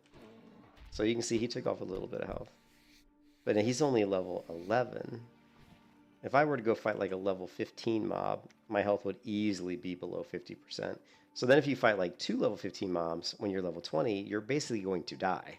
You're going to die, straight up die. But leveling this character to level 20 with Grey Gear only is brutal. And that's reflected in the playtime, value/played. I'm at 1 day, 9 hours. So that's, that's 30, my brain, 33 hours, right? 24 plus 9. 33 hours to get to level 20, which is very slow. That's very slow. Because you end up doing a lot of just grinding mobs. And the fact that because your gear's so bad, it takes you a while to kill mobs. You know what I mean? Like, mobs don't die very fast, I actually even mapped it out. Let's see if I still have it. I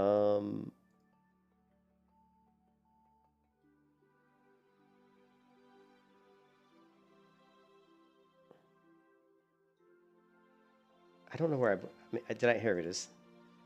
I actually mapped out some of the gray gear that you get, all right, just for fun.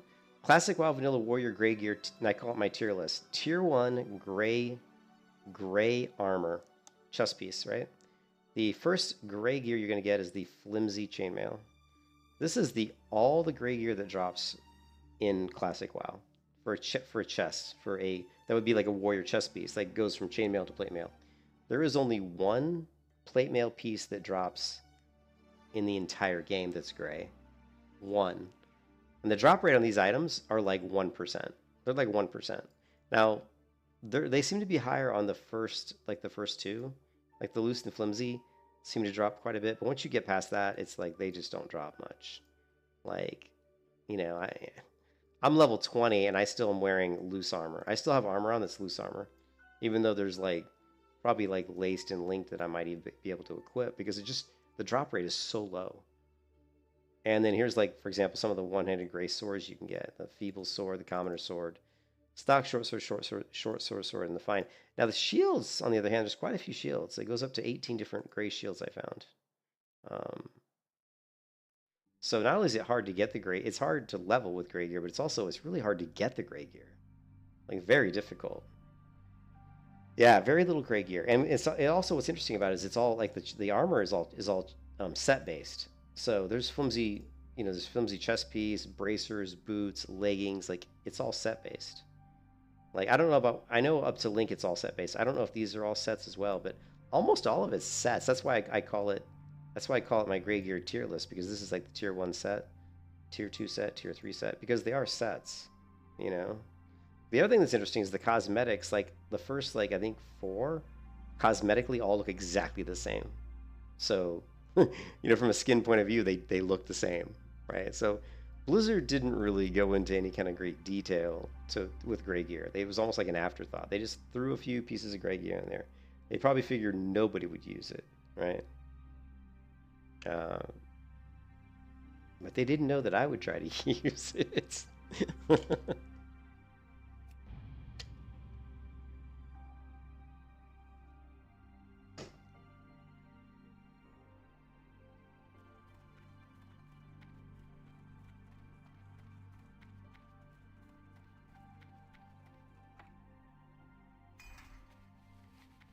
Oh, that's pretty cool. Here, I didn't think of that. Let me try something here really quick. We can just, let's see, 2.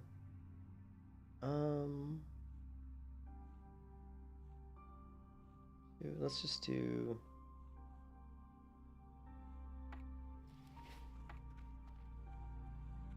Okay. Anyway, let's get this ore. I'm still not sure if I'm going to go engineering at all, or if I'm just going to... I'm not sure what I'm going to do. I played so much World of Warcraft, it's hard for me to stick with one thing, because I've played so many hunters in the past few years that it's really difficult to play because I get bored really quick with hunters because I played them so much. But hunters are all really fun. I love hunters, one of my favorite classes in vanilla. But what I do have is I do have a fire mage that I want to level on this server. Or if I really get bored with non-hardcore, which is possible, because non-hardcore feels like, you know, it's like easy mode, right? Because you don't even care if you die. It's like, who cares, right? It's not that big a deal.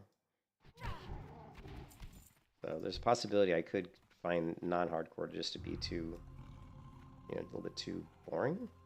Now this is a PvP server, so we do have battlegrounds, I think, that are coming out here in a couple weeks. So that'll be fun doing battlegrounds, but then we're going to be running into probably a lot of very skilled players, because since there's only one PvP server in the United States, that means all the best players are going to be on this one server. So it's going to be interesting. It could be a lot of really good players. And I've never really been a big vanilla PvP player. I've done lots of PvP and other versions of the game, like TBC, Wrath of the King, even like retail WoW. Never did a ton of hardcore PvP in vanilla, really.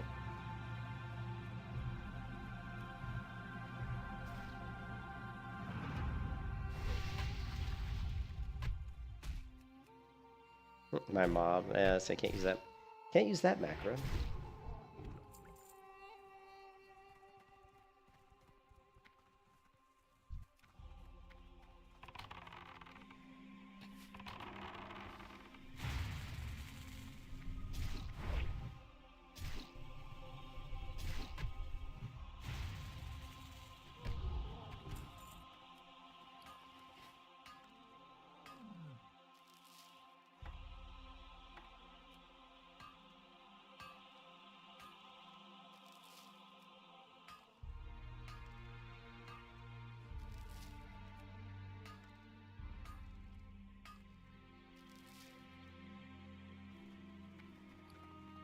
Up to 15 feathers, that should be like 1.2 gold.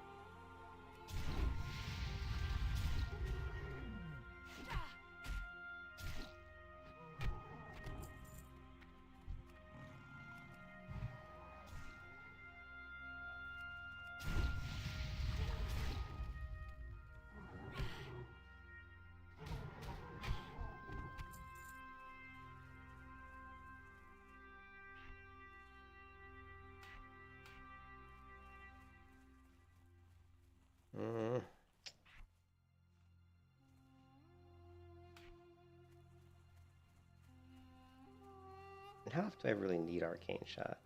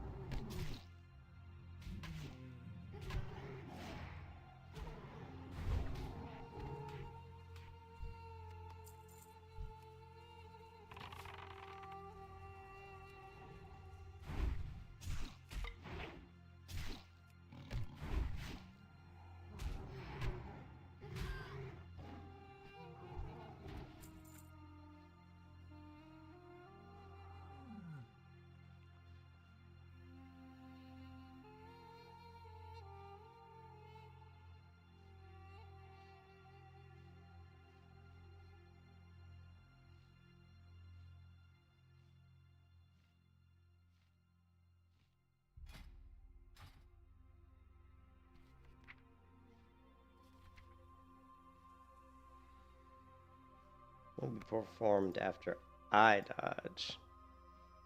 Okay.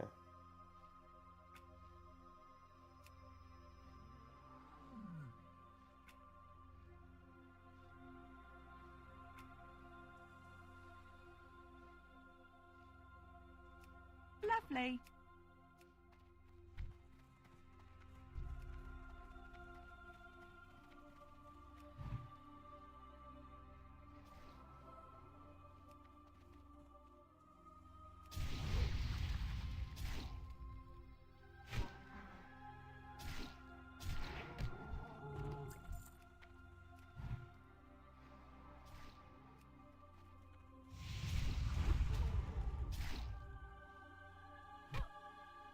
Lovely.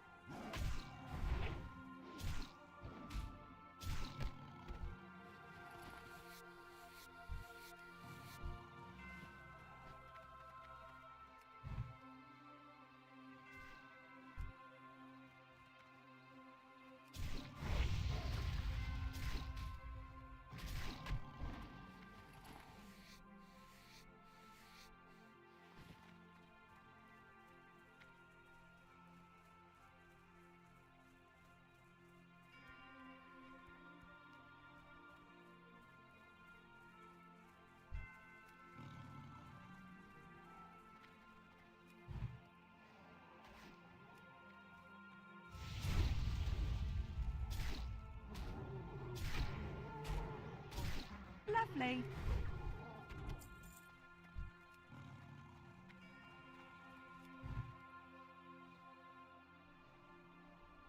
Ah, fucking Oracle. Keep forgetting this is an Oracle. Lovely. Dead Oracle.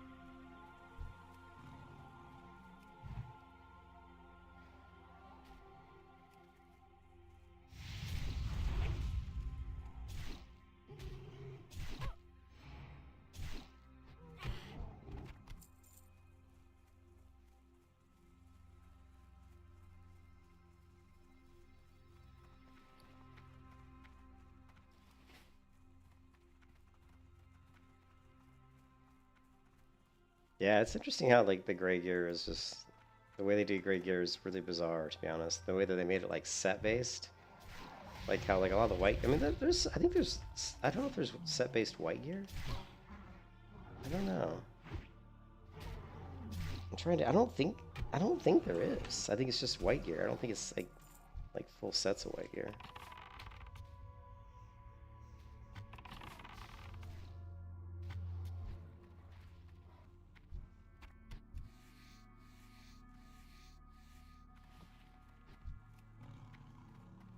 I mean, Calico's gray, isn't it? Yeah, there's literally one guy. Hey, what's up, boss? There's literally one guy in charge of making the crappy gray items, and he's like, let's make it set pieces. And I'm like, hell, if you're gonna make it set pieces, why not give us some bonuses, man? I like some of this, like the broken staff, I want my loose chainmail to have like some sort of bonus, like 5% chance you drop your weapon in combat. He was not. No, you're joking, aren't you? You're kidding. You got to be kidding me, man. It wouldn't surprise me if that was the case, but you know what I mean. Really, there was one guy responsible for making the trash, and in his infinite wisdom, he decided to make it set base. But and then all the skin though. Like, what's funny is like obviously he didn't do his job very well because all the first 2 or 3 sets, they all look exactly the same. There's no variety in the way they look. You know what I mean? Like the loose chainmail, the flimsy chainmail, it all looks exactly the same. Look how much gold I'm making. I'm just making gold selling feathers, man. Hey Vols, did you see? I went to the auction house on this server. I did a search for auctions. You know how many auctions I found? There were 90,000 auctions. 90,000 auctions on this server. That's an insane amount of auctions. The server is also ripe with gold selling, gold buying. I mean, Lovely. for example, the Devil Sword leggings on this server, the Devil Sword leggings were selling for 230 gold a pair. On the hardcore server, they were selling for like 100 gold a pair, or 120 gold a pair. So more than double the price. Which, I mean, it's not hardcore. Money's going to be a little bit easier to make, but I don't think it's going to be that much easier to make. You know what I'm saying? Lovely.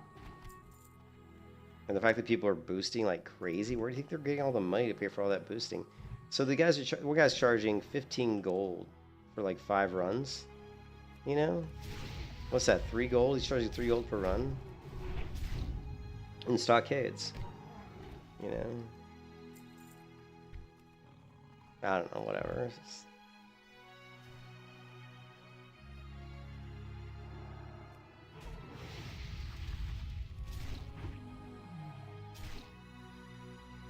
Yeah, I think that should. Well, they were. It was allowed on Gravius, but then they banned it. And then Gravius eventually, at some point, they banned that. They said you cannot. They basically what they did was they said you cannot post boosting stuff like that in any of the common channels. So you could still do it, like, but then what people did is they started creating, I think, Discord servers, and they would create like a boosting Discord server, and you just join the Discord server, and all the communications for the groups would be done through Discord. So people still did it, they just had to do it some other way, because they weren't allowed to do it in like the, you know, looking for group channel or the general channel. But now, if you go to general, I mean, let's see. Or here, maybe it's looking for group. Let's see. Want to sell gadgets and summons. Want to sell Dire Maul summons. Selling summons. Whisper for invite. Want to sell Winter Spring summon. Want to sell summon to Maradon. Summon safe spot and fast summon. Everybody's trying to make money off you, right? I mean, this is a looking for group channel, and it's like all about want to sell, want to sell, want to sell. There's a few posts in here for looking for group. Want to sell here. Want to sell Scarlet Monastery boost. Want to sell Mara boost. You know, it's crazy. Want to sell Scarlet, same person probably. Want to sell 3 gold Dire Maul Feralus. You know, want to sell Stockades boost, 14 gold for 5 runs. Just, it's just stupid, man.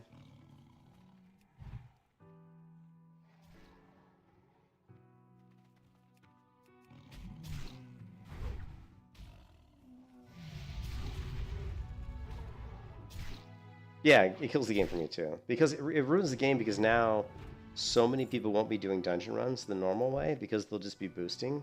So the amount of people you have that are running stockades is going to be dramatically lessened. And to make matters worse, people are going to be leveling so fast with boosts that the people that are trying to level the normal way are going to fall behind everybody else. So then they're almost forced to boost if they want to keep up with their buddies. Like if their buddy's boosting and they're not, they can't level anywhere near as fast as their buddy. I mean, he's like getting boosted. So I mean, he could be like, literally like, because the people that boost stockades for, see, this is what the stuff that makes me not want to play WoW anymore, to be honest. This is one of the reasons why I struggle to play World of Warcraft anymore, because of all this nonsense. So if someone's boosting stockades, for example, they're paying 15 gold. It usually takes about, if I remember correctly, it takes about, I don't know, 10 minutes for like a mage or somebody or paladin to just, you know, pull the wings. You might pull like the whole half the dungeon at once, or you might pull it in 3 pulls. It's usually 2 or 3 pulls, and most of the times I think it's 3 pulls. And it usually takes like 10 to 13 minutes. So, and then I think the lockout is like I can't remember how many you can do an hour, like maybe 5 runs an hour, right? So you might be able to run stocks like, somebody can correct me if I'm wrong, because I'm probably wrong on this. But you could probably do like 5 runs in an hour, and I think after 5 runs, I believe you're locked out for like, I'm not sure how long, like an hour or something. I'm not sure how long the lockout is. But think about that. Like normal stock runs take, I mean, even a normal stock run doesn't take that long. You know, it takes longer than 13 minutes. It probably takes like, you know, 30 minutes, 20, 30 minutes. But then you did that group. So if you want to do it again, a lot of times you have to form another group, which takes time. But if you're boosting, a lot of times you can get the same guy to boost you, you know, like a bunch of times in a row.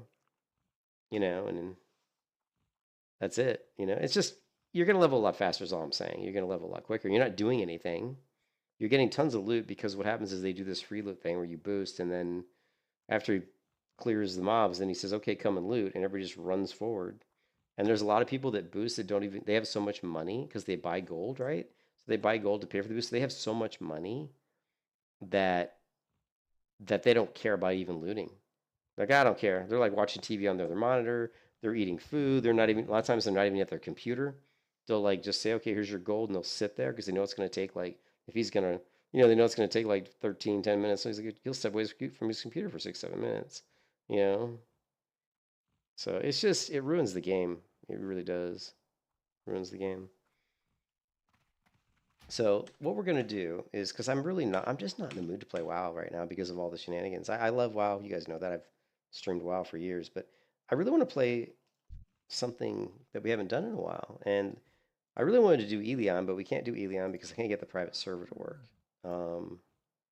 But there is one server we could do, but it's not my favorite game. So the options we have are, right? So the options we have to play are Guild Wars 2, right? Arcage, Black Desert, but I don't really want to play Black Desert. Black Desert's so different, Black Desert Online, Final Fantasy 14. These are the MMOs that are out there, right? There's Elion, but I cannot get the private client working, which is bad. On my old computer, I had no issues getting this client running, but on my new computer, I just cannot get this thing to run. I had the guy helping me for a couple days. I couldn't get it to run. Terra, right? But Terra is like boring, no vanilla client, right? So the problem with Terra is you always end up getting a much later version of Terra, which is a version of Terra that I can't stand. It just sucks, right? Like the Terra was fun when it was vanilla, like when it first came out. That's when the BAMs were set to a much higher difficulty. That's when everything was more challenging. Dungeons were more challenging. Leveling felt really good. Everything felt good. And all the private server vanilla clients, unfortunately, are much later versions of Terra. Like the oldest one I could find was the one where they switched from, because I think it was a subscription-based model, and then they switched to a free model. And that's the oldest one I could find. So that's like I don't know how old that is, but it's when they switched from, I think, a sub to a free-to-play model. And even then, in my opinion, they'd already ruined the game. So I did see the video on 9 Lives. Actually, I did see it, but nobody plays that game, right? Nobody plays 9 Lives, and I've actually I actually downloaded the installer right here. Here's the 9 Lives setup, but nobody plays this, and it's not really an MMO. It's dead. It looks great. Like the game itself looks really cool. Like you probably saw the same video I saw, right? Right? Yeah, aesthetically, I thought it looked fantastic.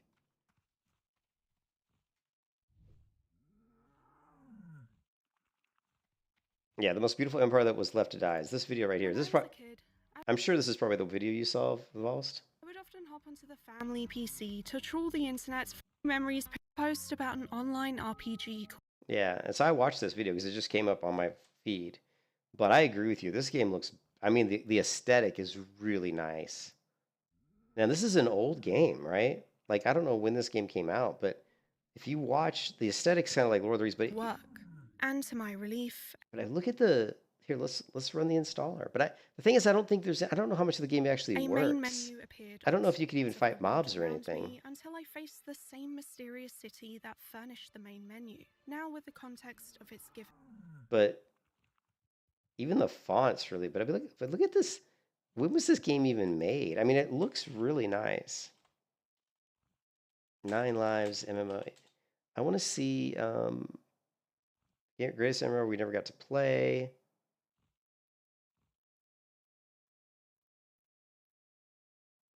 Here, MMORPG.com must have information. Okay, the release date was 2016. So that, style, sandpark, engine, custom. Fight tons of enemies and bosses. No levels, no limits.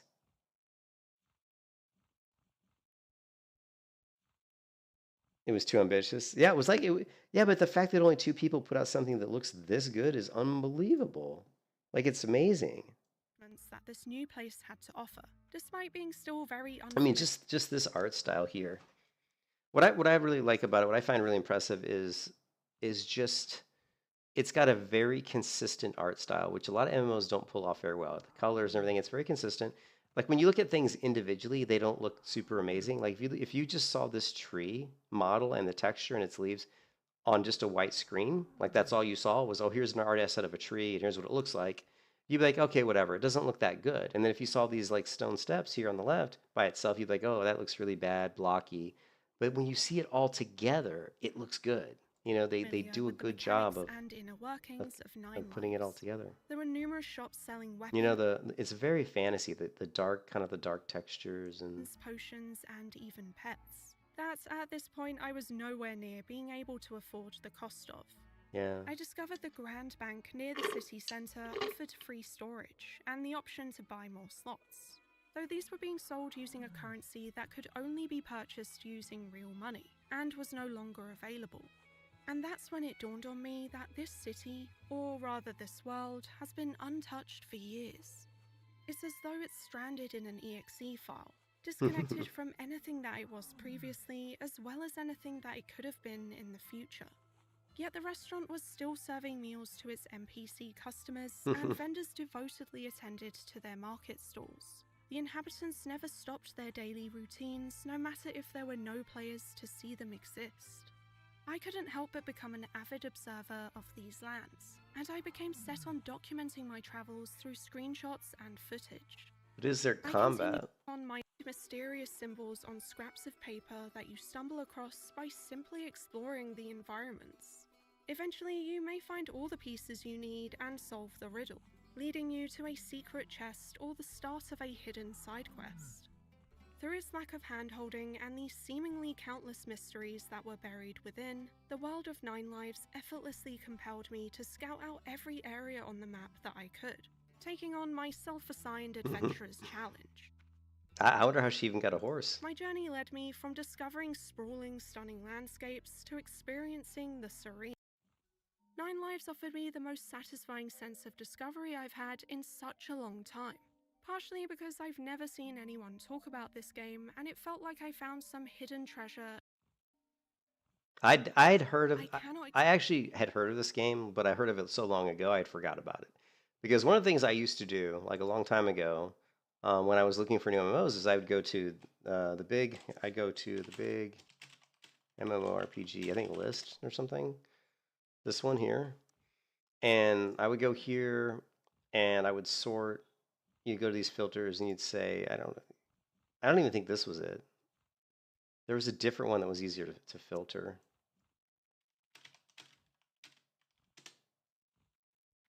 If it was this one.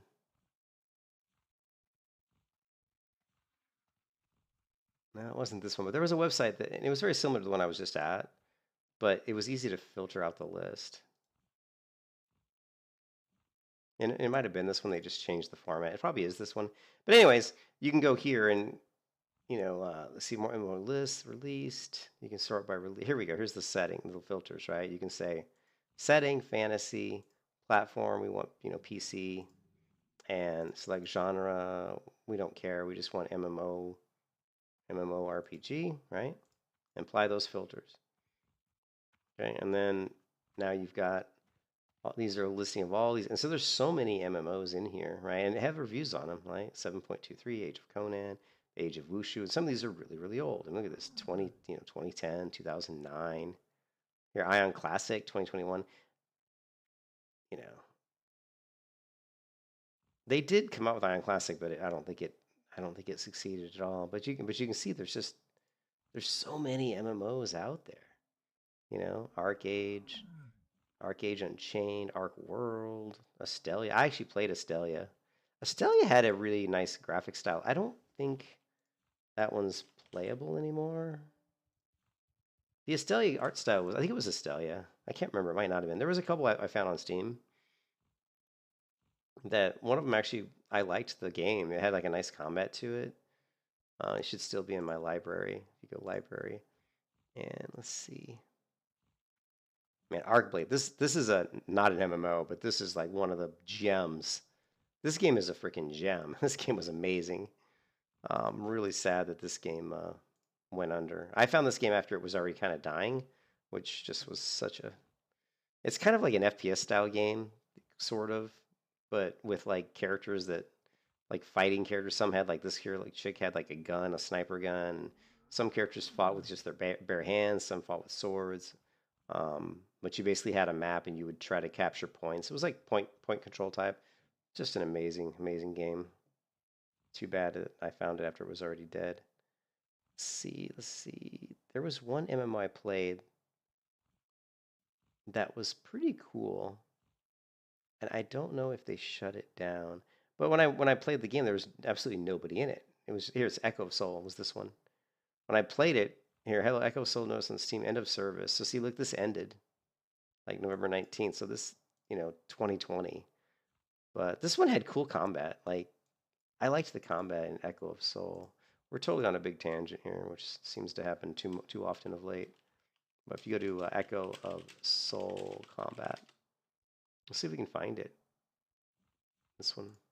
Echo of Soul is a free-to-play high-fantasy. Of course, Lazy P. Oh, this is 2 years ago. How could he do this 2 years ago when it's already shut down? MMO improvements over the years. Echo of Soul. I'm kind of surprised that this game's still around. I remember playing.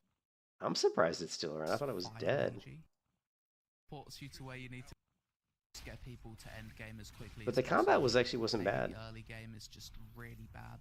On the bright side, this means we're going to see a decent amount of the game. And you can see the interface isn't bad, like the hotbars and everything. They don't look bad. It's got a nice. Actually, that mini map looks like Lineage 2. Holy shit, that looks so much like Lineage 2. Wow.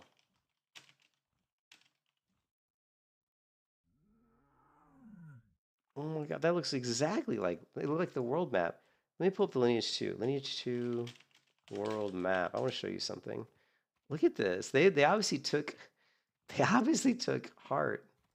Okay, look at this world map for Lineage 2, right? And then look at this mini map here and tell me if that doesn't look incredibly similar, right?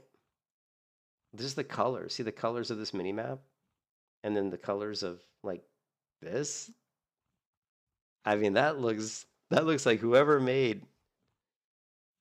Oh, was it? Was it really made by the guy who made Lineage? Well, no wonder. I mean, I look at the mini map and it looks just like, now this is Lineage 2, but it's very similar in color and style. Yeah. Huh. It was. I played it, and it was one of those games. There's so many MMOs you play that like these games would be fun if they just had people. You can't have fun in an MMO if there's nobody in it. And it's sad that the server, like it's sad that I'm playing this hunter on this WoW server that's just full of people. I mean, it's loaded, jam-packed with people, and yet all the people aren't really playing the game the way that they really should be playing the game. I mean, people are paying somebody real money so they don't have to play the game because they're sitting at their computer doing nothing while somebody clears a dungeon and they get experience while they just sit there at their keyboard and do nothing. And they paid real world money most likely for that because most people don't have like hundreds of gold just sitting around on their characters, especially if they're sitting around not playing their characters. Although I made some gold on this character here. I made quite a bit of gold on this character. Not quite a bit. I made some gold on this character just selling light feathers. So the auction house is so insanely full of stuff, Zelch gave me 10 gold. He actually gave me 12 gold. He gave me 2 gold. And I spent some of that on some stuff. He gave me these bags. And then my mage has like a gold. So this character ended up with basically 11 gold that he gave me. And you can see I'm at 13.3 gold. And if I go here, you can see here's 1.4 gold for light feathers. Here's 1.89 gold. So I've already made 2, right? And plus I sold light feathers earlier. So now I'm up to 16 gold, right? So I've made like, over 5 gold just selling light feathers.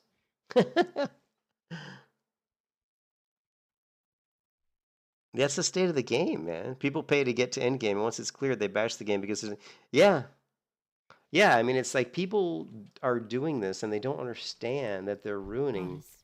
Not only are they ruining the game for other players, but they're ruining the game for themselves. I don't think they understand that they're. I don't think that people understand you're ruining the game, not just for other players, but you're ruining it for yourself. You know, that's why if you know what I mean? Yeah, just enjoy the game. Like enjoy the leveling experience.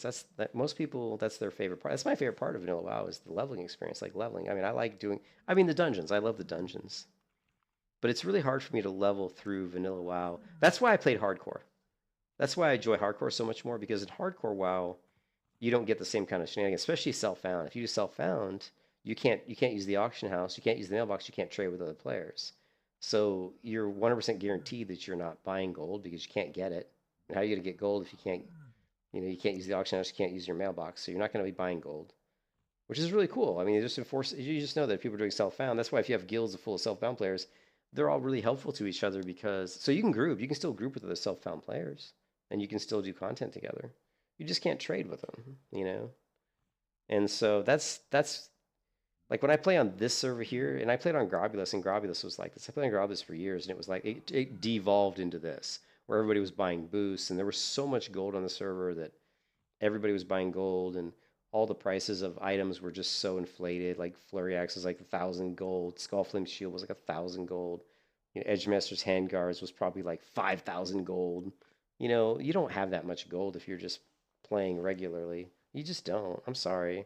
I don't know how the hell you're getting 5,000 gold, And I always tell that story back in Vanilla WoW when I had the Black Dragon Scale boots, and I was the first person on the server to get them crafted, to make them, and I put them in the auction house for 400 gold because I knew nobody had that kind of gold.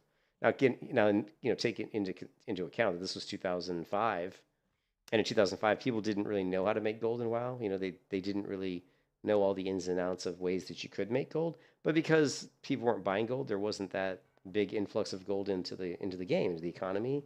So I put those Black Dragon Scale boots up in the auction house for 400 gold, and nobody could buy them.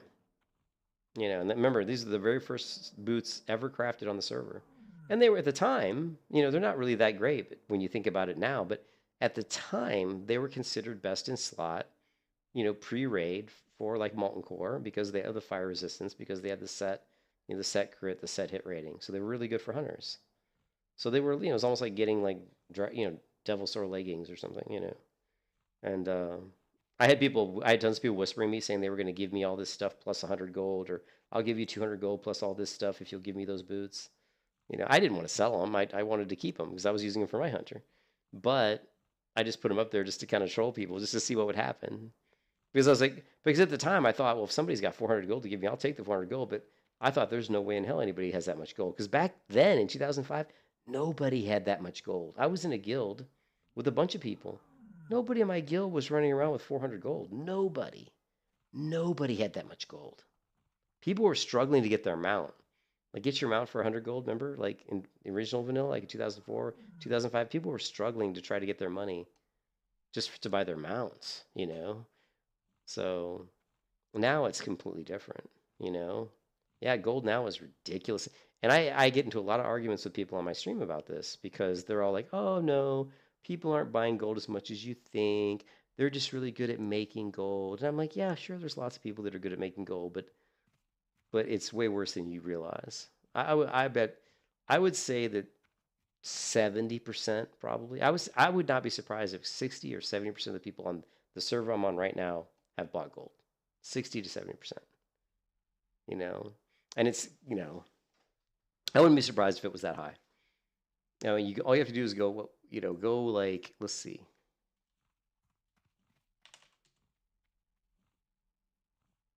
So I went to Google, right? And I did a search for buy WoW gold, right? And you can see I've not visited any of these links because I haven't been buying gold. Although I did buy one gold once and I got banned for it. Anyway, I'm not playing on my main account right now. So even I fell victim to it because the prices of items were so high that I couldn't afford to get what I needed. So even I fell victim to the problem. But let's say you wanted to buy, WoW gold. We go here, and then we got to figure out how to find what server list. Is there gold WoW US? Is there like a way to filter?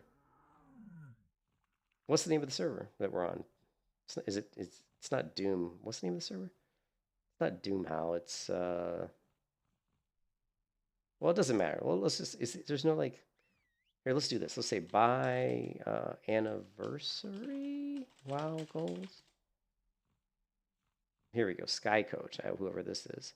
Alliance NightSlayer. So this is the server I'm on. Look, you can get it in 29 minutes. What is it? Buy. So for $1, you can get 10 gold. Buy gold. Let's say I want 1,000 gold. How much is it? Oh wow, $100. That's pretty expensive. That's pretty expensive.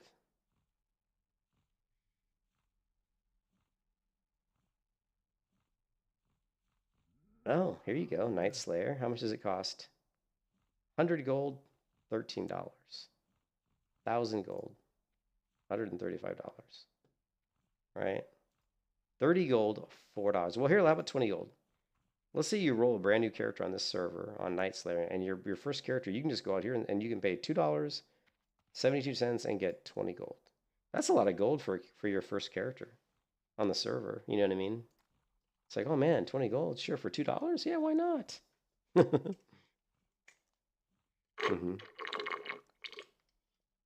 Yeah. Oh yeah, you can definitely. Well, just just look at me. I made already today. I've made over 5 gold, and all I've done is just kill some freaking, some of these moonkins. That's all I've done because I've played the game long enough to know that one of the things I always look for in the auction house is the price of light feathers. And if light feathers are going for like 15 or more silver, I'll just go farm light feathers because they're super easy to get. In like 20 minutes, I can get like 20 or 30 or 40 light feathers, and 20 minutes make myself like 4 gold. And plus, I got all these other items too. Like here, like in my bag, I got, okay, so we've already made like 5 gold off of light feathers. And then just now I got another 21 light feathers, right? So let's go sell these.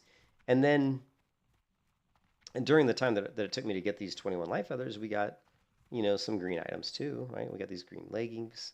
We got this tribal vest, we got some other stuff. We got an ancestral robe. So, I can just go to the auction house and sell all this stuff. And because the auction house is so populated, there's 90,000 auctions in the auction house. Yeah. Well, the UI setup is mostly based off of bartender, right? I use bartender to customize it, but I do the opacity of my bars over here at 15%. I pretty much hide the bags and the mini menu, but you just mouse over them and they're visible. And then yeah, just scale it and lots of it. But it's mostly bartender with sexy map. We're using sexy map. Yeah, but there's a lot of add-ons. Don't get me wrong. I have quite a few add-ons. Auctioneer just for auction. Extended character stats. Extended character stats is going to be this window here. Extended character stats. The nice thing about it is you can filter it, so we can say, well, I'm a hunter. I don't want to see. I don't care about mana really. I don't care about spell power, right? Spells or spell power. And for melee, I don't care about glancing blows, and that's fine. I don't really care about attack speed either. And for ranged,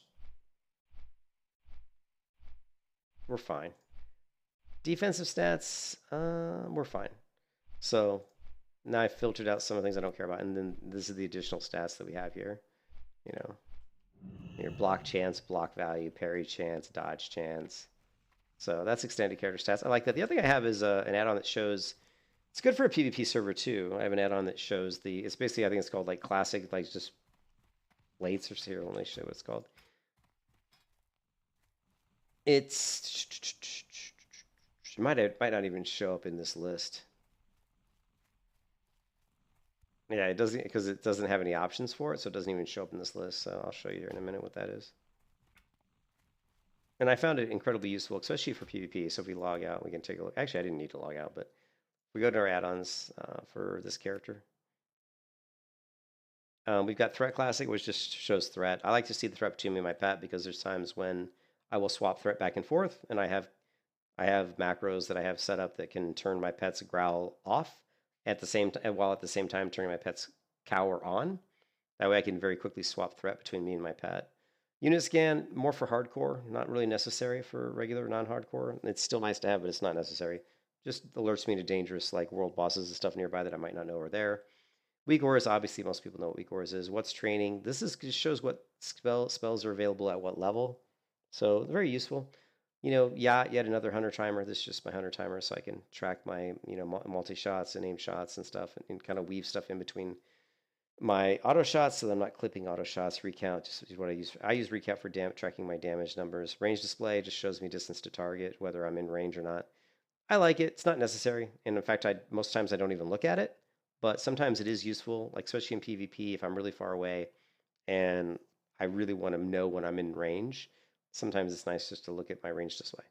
Questy, obviously quest tracker. Quartz, just cooldowns, you know, cooldown numbers, and it's also a modular cast bar. That's what I use for my breath bar. OPI is fantastic. It's a circle menu, like a la Skyrim, super amazing. OmniCC shows cooldown numbers on bars, even though Blizzard's UI does it. I like the way Omni does it better. Nova World Puffs just shows the different. I use it for layers, showing the different layers.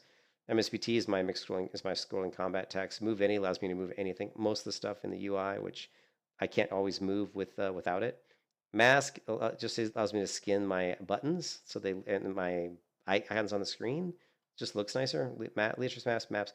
QE nameplates, enemy nameplates. Item rack allows me to set up different gear sets and swap them with hotbars while in combat. Even extended character stats. We talked about that. Gather mate just for gathering. Auctioneer, bartender, and then the one that we don't see in here, which I thought for sure I had enabled. This one, simple class portraits. So simple class portraits, what it shows is it shows the target as a class. Like see the bow here for hunter, right? So if you didn't have this, it wouldn't show that. It would just show like my face or something. And why that's really useful is if I'm doing in a PvP situation and I see somebody really far off in the distance and I know it's a horde character, if I click on them, like if I see a character, let's try to get someone who's far away, like this guy. If I click this guy, if he's really far away and I can't see him that well, I don't know what class he is. But because I have simple class icons, whatever this is called, it shows what class he is. So I might click on a horde that's really far away and immediately I know he's a rogue, or immediately I know he's a mage, you know. And that can be really useful for PvP. So that's why I like that one. But anyways, let's go to the auction house.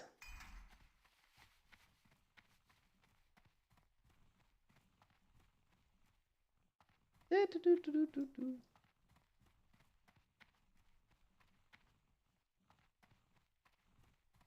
happened to the music?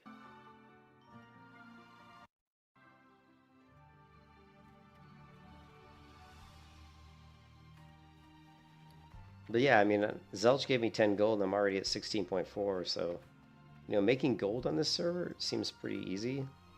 Just because there's so many people buying stuff out of the auction house. And probably everybody's rich because they're buying gold, so we can go here. We can see I'm currently, you know, I sold some eggs for 4 silver. But you can see I've got all these auctions up. And let's go ahead and put some more up. We're going to Worn Cloak. Okay. We're even selling like gray stuff. Right, worn mail gloves. Sure, if someone's going to pay 7 silver for it, why not? So I'm selling everything. Even gray gear I get, I'm selling. Right? I mean, I'll sell it once. If it doesn't sell, then I'll just vendor it. Actually, that's probably... No, it's not an upgrade for me, not really. Like 1 gold for that belt. Are you kidding me? 1 gold? 21 light feathers, 2.69 gold. For 21 light feathers, it takes me all of like maybe 15 minutes to get, you know. I wonder how much copper ore sells for. Not much. Copper's not worth much.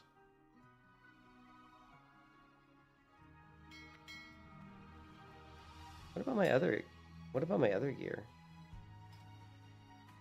Yeah, this. Here we go. 34 silver.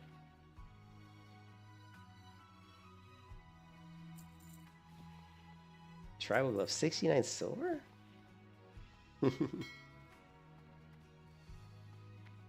Let's look at just to show you how bloated the prices are, though. Devil Soar leggings, 245 gold. That's insanely too high. I mean, Devil Soar leather, 183 gold. I mean, honestly, I probably should just go leatherworking and just go like, what is it, tribal or whatever makes Devil Soar. Seems like a pretty good way to make money. Let's see how much. Petrification. None. I misspelled it though. Petri? Flask of Petrification, 150. Wow.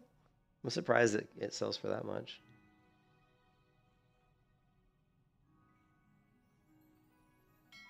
Yeah, for bartender, yeah. Oh yeah. And well, in bartender, like for example, like bar 6 and 5, for example, like 5. I mean, I scale this down to 0.85. This is only 85% of normal size. 85%, 85%. As far as the UI,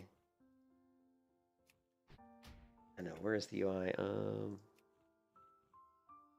Yeah, I've got use UI scale and I have it dragged all the way down to 65%. So I am doing use UI scale checked and I have it dragged all the way down to 65%. So, but let's see how much the Edge Master handguards sell for. So they're the cheapest ones are 1,430 gold. Like, 1,000, and then let's reset and let's just do a search. Snowballs, for some reason somebody's trying to sell snowballs for a ton of money, which is kind of stupid. The Cloudkeeper leg pates at 6,000 gold. I mean, come on. Like, who has 6,000 gold? You're telling me that people that are going to buy this didn't buy gold? No fucking way. 5,000 gold, 5,000 gold. How about just like Beastmaster? Is it Beastmaster or Beaststalker? Beaststalker? Beastmaster, right? Beastmaster. Okay, what's that? Armor, mail, blue. Why is it not? Oh, why is it not coming up? Okay, reset. Armor, mail, rare.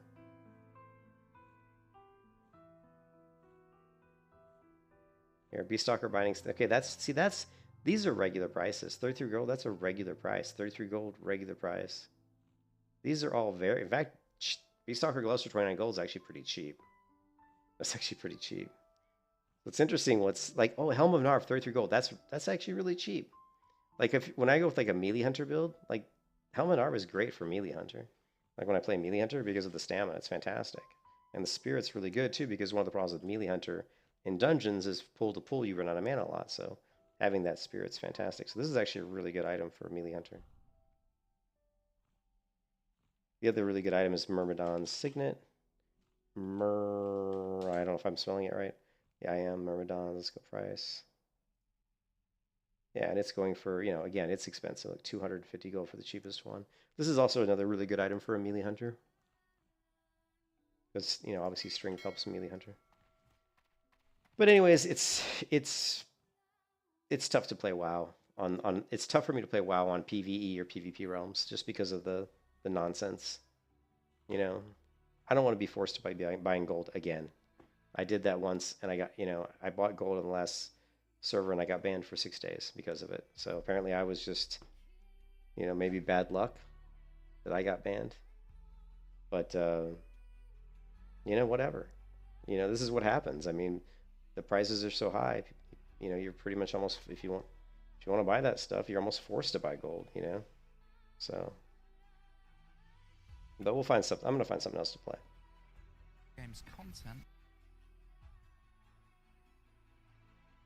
Here's the 9 Lives, but I would check out the 9 Lives MMO boss, but the problem with this is I don't know if there's any combat in the game.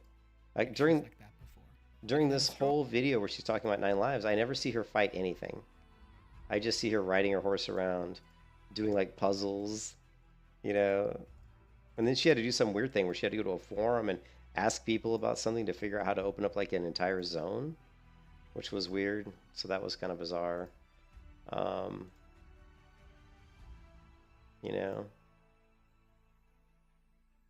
This is when I thought about maybe trying to play Shaman again, but I don't know. I don't think I'm going to do that anytime. And this is just some sample macros for my Fire Mage, but I don't know if I want to play Fire Mage. There is a scene of combat, yeah.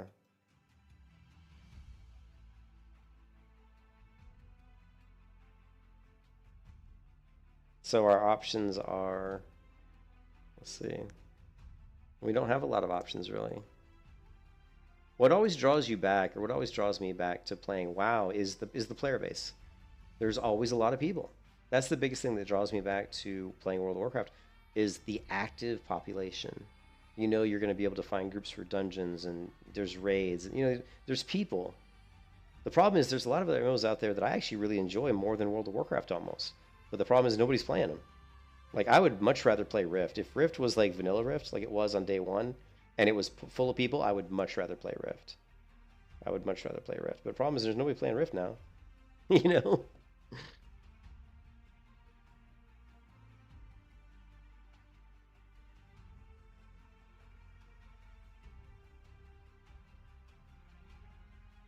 Oh, we do have Path of Exile though, Vals. Still haven't played it. It says 63 minutes, but I have not played it. I haven't even created a character yet. I think I was just logged into the game one time for like an hour while I was AFK or something. I have not played Path of Exile. So Bless Unleashed is pretty cool combat-wise. If you guys have never played Bless Unleashed, the combat's really fun. But I don't think... Oh, actually, and they played it recently? Nullspite's in Baldur's Gate 3 currently. Oh, let's see, he's only played 58 minutes total. Oh, hey, Nullspite played 17 hours of Bless Unleashed. Bless Unleashed combat was actually quite fun. So, I played, how much? I played 15 hours of Bless Unleashed. And we'll see if we can still install it. Create desktop shortcut. Yeah.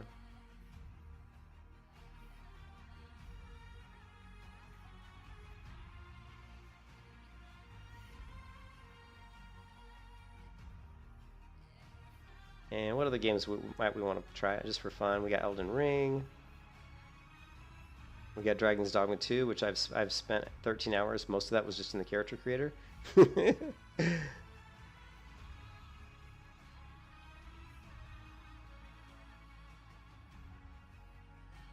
Horizon Zero Dawn. Horizon Zero Dawn is really fun. But again, it's a single player game, you know. We got Rift, but I just can't play Rift with no players. And they ruined Rift because what they did with Rift is they created these like raids that never end. You basically there's like this queue system where you just queue to join like a party to do these raids, and you get into these groups and you just do content, and it's like they never end. Like you'll fight, like you do like a raid and you'll kill like the bosses, and it'll automatically teleport you to the next one. Then you'll do that and you'll kill everybody, all the bosses, and it'll just automatically. Imagine being like in WoW and you do a queue for like just like a raid system or something, or like a dungeon system, and it would just queue you into Blackrock Depths. And when you got done clearing the Emperor, it would just automatically teleport you to like LBRS. Then when you got done clearing LBRS, it would automatically teleport you to UBRS. And then when you got done with that, it would teleport you back to BRD, and you would just start from the beginning again. You know what I mean? And you just would like go. It just would never stop until you just chose to left group. This is Path of Exile 2. I actually have Path of Exile 2 installed. I just have never played it. I bought it and I still haven't played it. It's funny. It doesn't really say 2 here, but it is 2. Yeah, I don't know. It's the isometric thing. It doesn't appeal to me that much. I don't know. We got Valheim, which I've played a whopping 4 hours, but cool game. Witcher 3, I played a whopping 12 hours because I couldn't get past all the dialogue. Great game, but too much dialogue for me. I felt like I spent most of my time in the game just reading shit. We could do New World. You know what? New World would be cool because we haven't played it. We could do a playthrough of New World because I haven't played any of this Eternium or any. I haven't played it in a long time. Last played beginning of January, March 21. So that's quite a while ago. Playtime 140 hours. So I actually played New World a little bit. Between WoW and League of Legends, not sure what I... Yeah. I just can't get into WoW anymore because I don't like the communities in WoW much anymore. I don't like how people play the game anymore. You know, like the hardcore is fun, but the hardcore communities outside of the Self-Found can be really kind of cringe. But the Self-Found community is pretty good. Like if you go in the Self-Found guild, it's really some nice people. I like the people in that guild. They're really cool. But once I go into regular guilds, they're just very cringe. And they all like look up to the OnlyFangs, for which I have no idea why. They all like seem to drool and cream all over OnlyFangs, which Again, I don't really get it because first of all, most of the OnlyFans players are complete noobs, and the other ones are just like attention hogs, you know. And then they're hordes. So it's like, why are you playing in an alliance guild, but you're talking about a guild that's on the horde side? It's like if you're so excited about them and you're creaming your pants over them so much, why don't you just go roll horde and join their guild? You know, I don't get that. You know, WoW's been slowly losing its appeal for me for years. I mean, I've played WoW ever since 2004. So I just want something new to play, and unfortunately, we just don't have anything. Now I guess we could play, what is it? This Path of Exile? I guess we should try it, but here's the thing, Vals, if it wasn't isometric, I'd be in there. I'd be in there right now. If Path of Exile was a fully 3D game, I'd be in there trying it out right now. But it's not. It's isometric. You know? The streamers don't. They just want your money. They just hope you watch their videos and make them some money. That's all they care about. In fact, most streamers, that's all they care about. Most streamers, all they care about is trying to get your money. You know? So, there's a few that actually are just nice people, like Cargos, who's just genuinely, I think, a nice person. You know?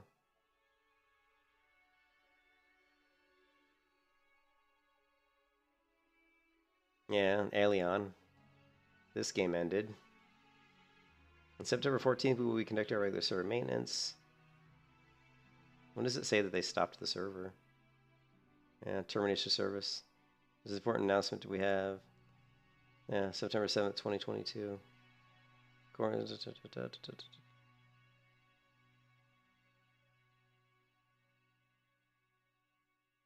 Yeah.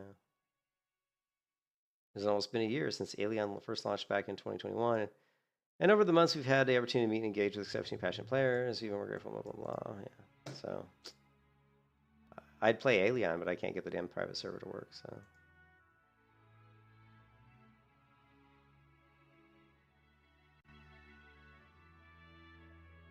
Yeah, it's all for content. It's all phony content, though. It's like, I don't like it when people are being fake, phony bullshit, man.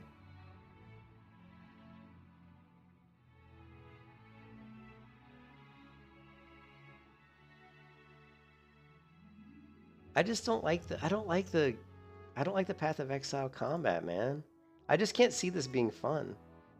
I mean, and even if it is fun, I can't see that I can't see it being fun for long. Like if you go to Path of Exile, right? Path of Exile 2 gameplay. It just looks stupid to me. Now, early access will initially have 6 classes available. Like this. I think you have to stick to just one. The best combos are going to involve mixing elements of all 3. Why is this look like Killing Palm? Like many monk skills, this can be used to quickly take advantage of a specific situation. If there's an enemy on low life, you can use Killing Palm to dash to them and kill them instantly. This will provide a power charge. Then we can use a different skill to consume that power charge for a much more devastating attack. The monk also has powerful combo skills. It just, even him talking about it puts me to sleep. I'm serious. Even him talking about the characters and how it works puts me to sleep. Like, This spell, for example, is a skill. it's just like, it's just repetitive. It's repetitive. It's a repetitive, very repetitive gameplay, right? It's just like kill a bunch of monsters, go to the next area, kill a bunch of monsters. I mean, you could say any MMO is repetitive too. I don't know, man. Let's see if Bless is. Let's try Bless real quick. It just, I don't know. It just looks too repetitive for me. Resonating bell.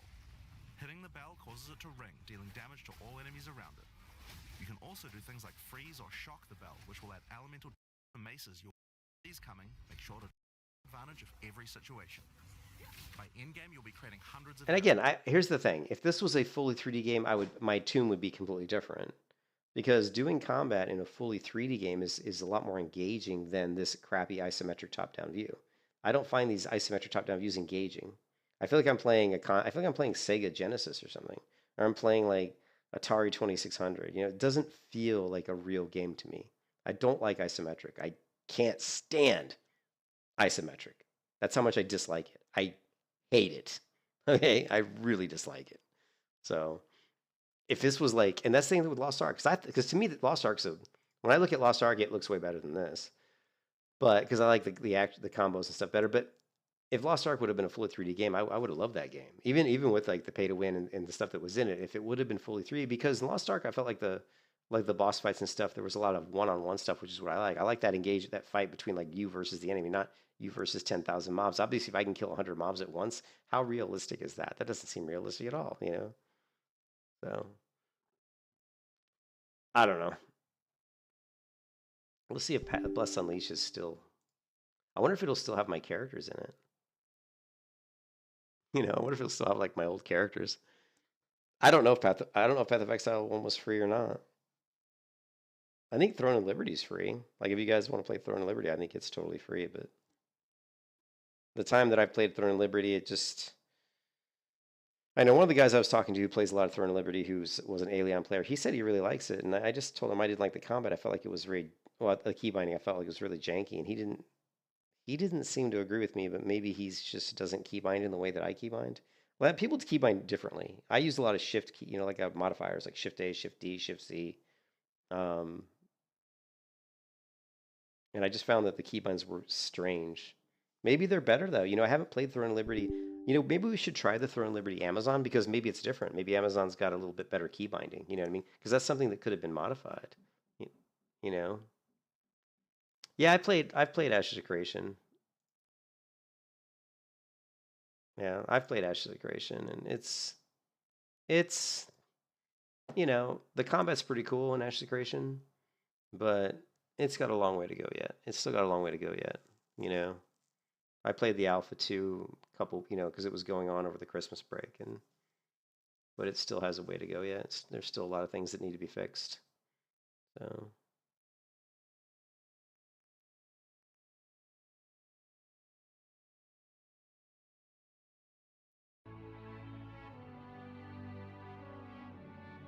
I hate this GeForce overlay crap. I wish I could disable that.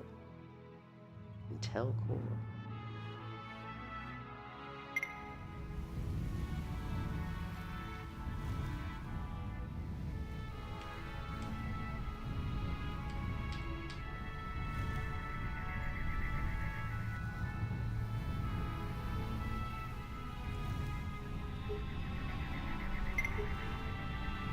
One server.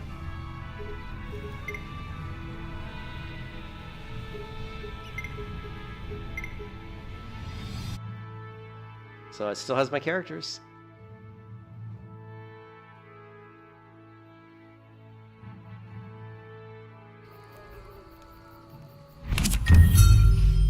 Ooh, and that volume is freaking loud. I remember the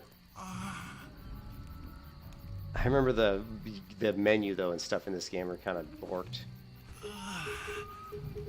Where's like the audio? Where the fuck is audio?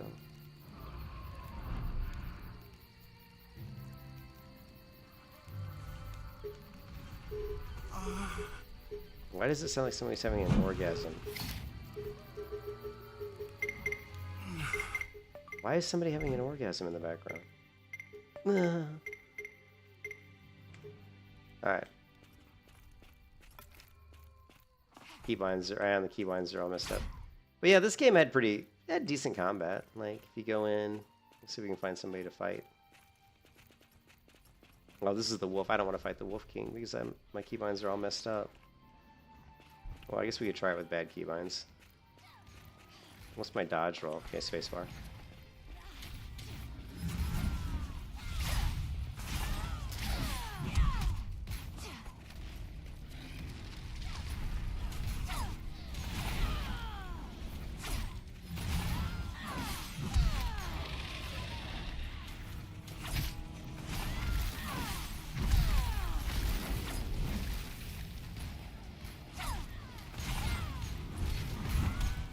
Oh, he got me.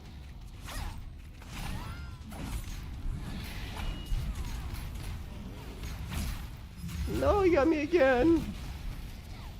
1, 2.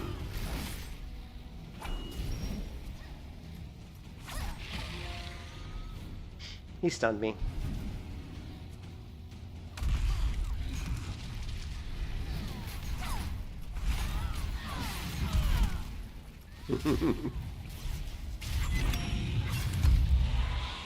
What is all this bag expansion?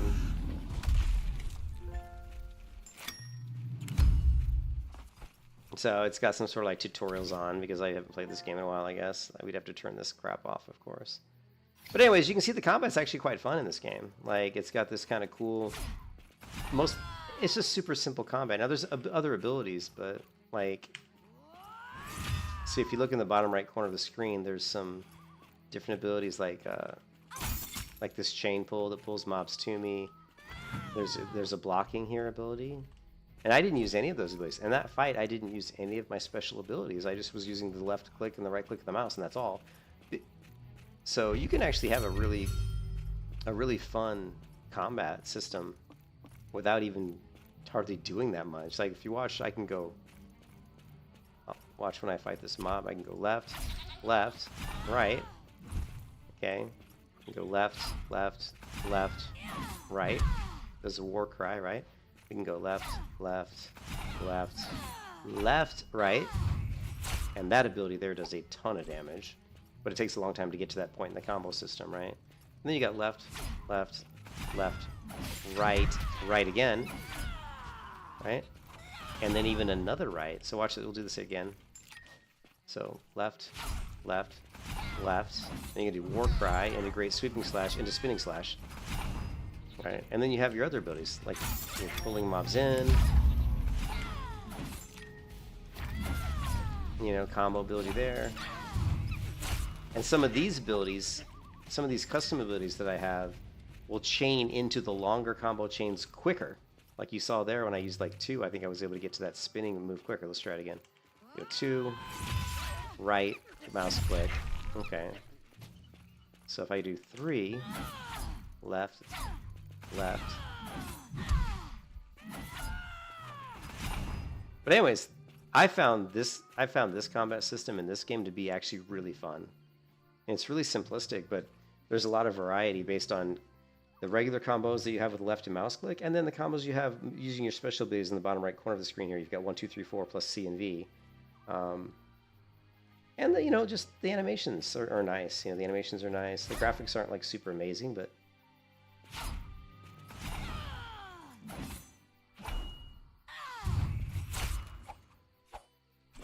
everything felt really impactful. So, hold on a second, I think my wife's texting me. Let me check. Oh, she said no, it's something else. But anyways, this game's, again, another game. When this game came out, it actually had quite a few people playing it. It actually had a pretty good amount of people playing it on Steam. And then, of course, it, like all Bless games, it died out pretty quickly. But it's still going. Server's still running. I wasn't sure if it would be.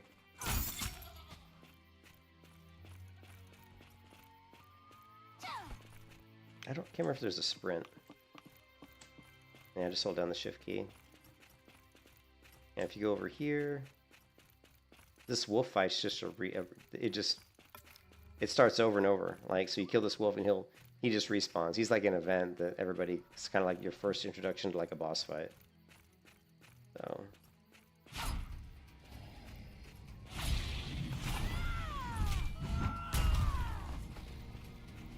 Oh.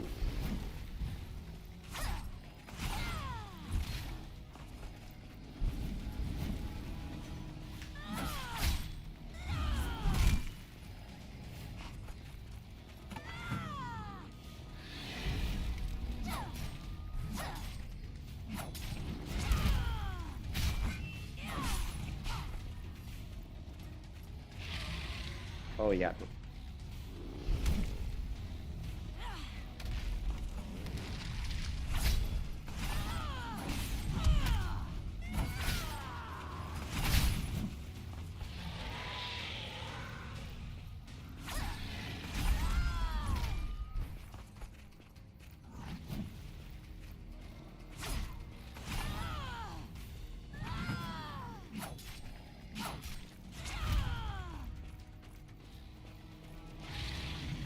His little shout there stuns you. Oh! And if he like hits you with that, he basically kills you. So like I didn't hit my spacebar fast enough. So you can see I'm almost dead. Oh, near death. Use recovery scroll, recover via star seeds. Oh. Oh.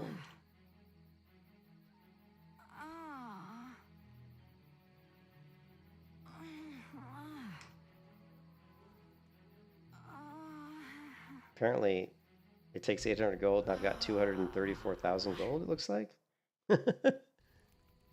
Yeah, alright, gamer. You gonna go for dinner?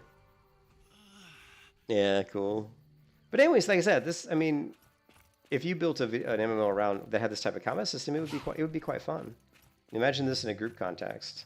That's kind of what Terra was. Like I feel like this combat system, it feels a little similar to Terra. I mean, obviously Terra's was quite a bit different, but you know, you've got the dodge roll, you've got block, you've got combos. You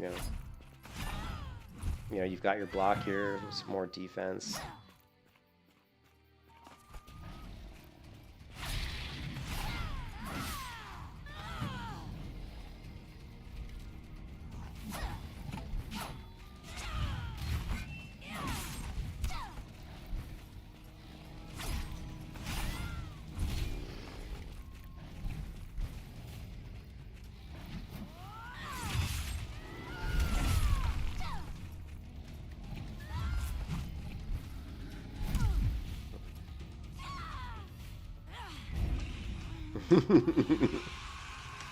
Anyways, that's enough of this game.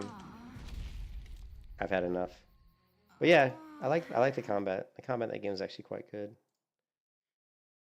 All right, stop. We can uninstall that game. Are you going to stop it, please? Stop the game. Confirm.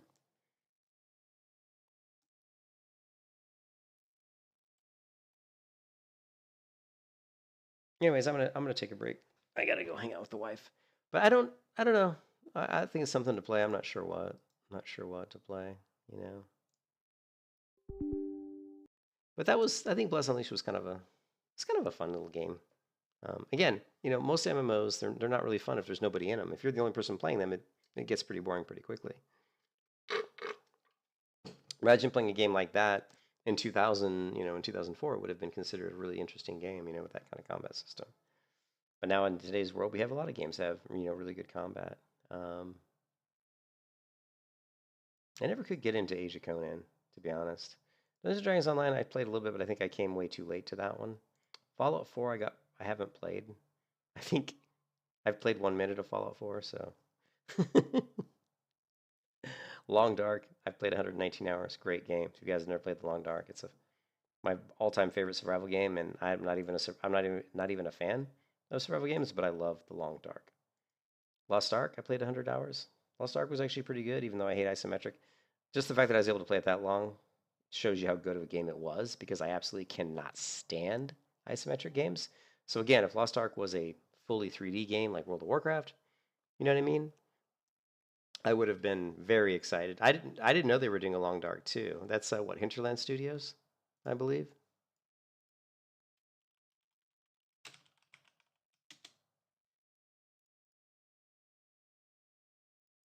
Oh yeah.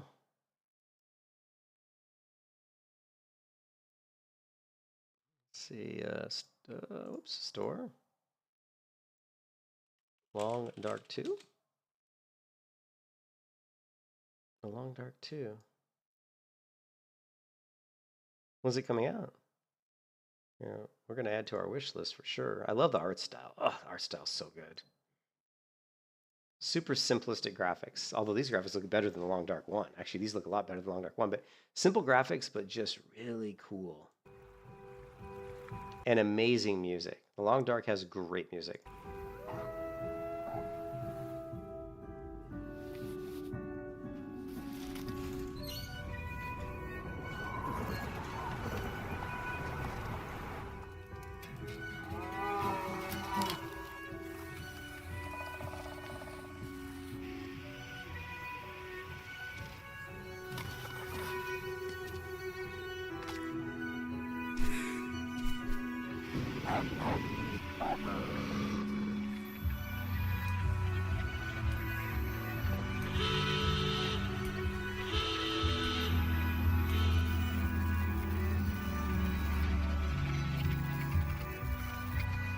It's weird that it's Black Frost. Is Black Frost the name of this version? I guess it is, because it says Black Frost announcement trailer. But the studio that makes Long Dark is a Canadian company, I believe. It's called Hinterland Studios, and they're very small. I think it's just like 15 or 20 people made the first game, and it is such a good game.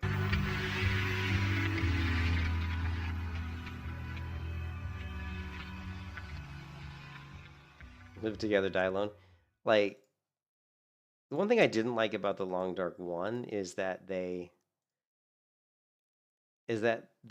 I played it in early access, and this happens a lot where you play a game in early access and you get so used to like the UI and how the game performs, and then they make changes before it comes out, and then you play the release and you don't like it as much. That's what happened to me with Long Dark, and it wasn't like the game really changed. The mechanics were the same, the graphics, everything was the same. It's just they changed like some of the HUD, like the user interface they changed, and they changed it in a way that I really didn't like it.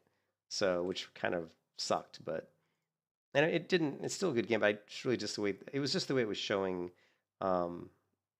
your information about your thirst, your starvation, stuff like that. So if I type in Long Dark on my channel here, this is a video from 7 months ago. I don't know if I have any other streams of Long Dark. It doesn't look like it. This is the Long Dark 1. This is a video I took 7 years ago called Walking Through a Blizzard to Get to Pleasant Valley. And it wasn't really much of a pleasant valley at that. But this gives you just a feeling for how brutal it feels in Long Dark when you're walking through a blizzard.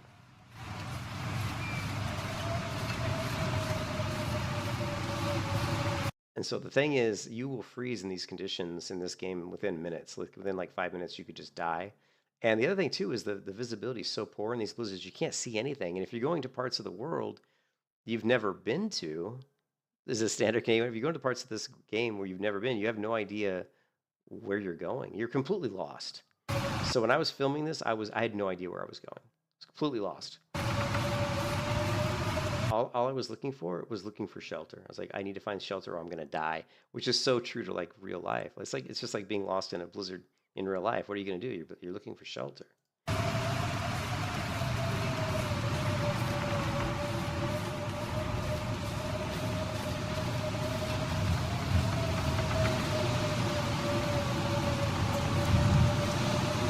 And so I notice a road and a little fence and some power lines. And so I figure, well, you know, if you follow the road, maybe we'll find a house or something.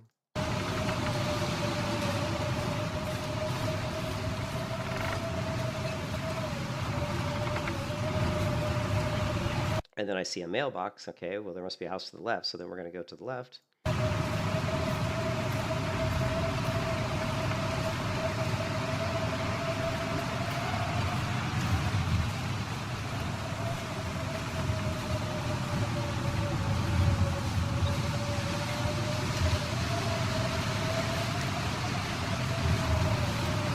And now this is what I was talking about. This was the original UI, and I really liked it. It shows you like how cold you are, how tired you are, how thirsty you are, how hungry you are. It shows you the current temperature, and it shows you your physical condition. So when I got lost, I was completely fed and everything, because I never go out without being completely like warm and fed and everything. So the arrows here, the number of arrows, like there's 3. This shows you how fast this bar is going down. 3 arrows is I think the most. 3 arrows means you are getting cold, and you are getting cold very fast. Winded, 2 arrows means you're getting tired. You're getting tired very fast. You're thirsty, but your thirst isn't going down really quickly, and you're getting you're not hungry yet, but you're starting to get hungry, and your hunger is going down. So you're basically expending a lot of energy. And if you guys know in real life, when you get really cold, your body spends a lot of energy trying to stay warm.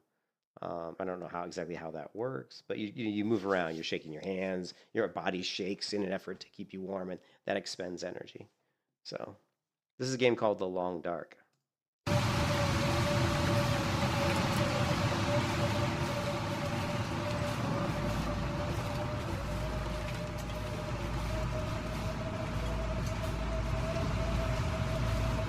Also, one of my all-time favorite video game soundtracks comes from this game. So listen for the music to start coming in. And the music's timed perfectly because it starts when I get close to an actual, some sort of a building, a structure, then the music plays. So all this time I feel like I'm freezing to death. So you're kind of like, oh shit, I'm dying. I got to find shelter. Once you hear that music play, you're like, wait a minute. Maybe I'm getting close to something. Maybe my salvation is right around the corner, right? Your favorite game is I don't think I've ever played Frostpunk. I'll have to take a look at that. I'll have to take a look at Frostpunk, boss.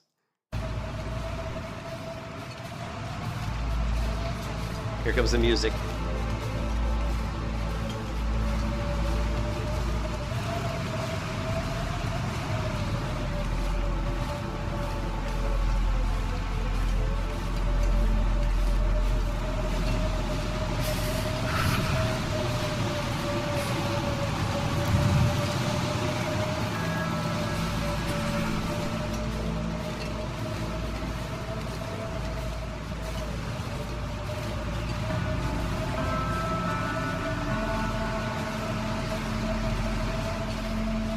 I'm eagerly looking left and right, trying to find some sort of structure. I see all these trees, which makes it look like an orchard. I mean, this totally looks like an orchard.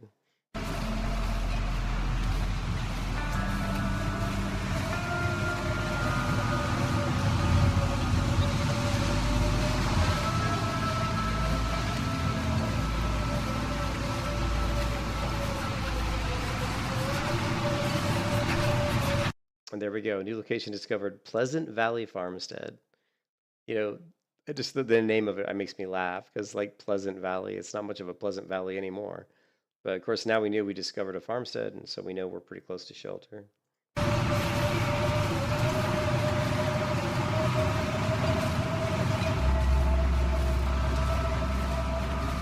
And there's the farm.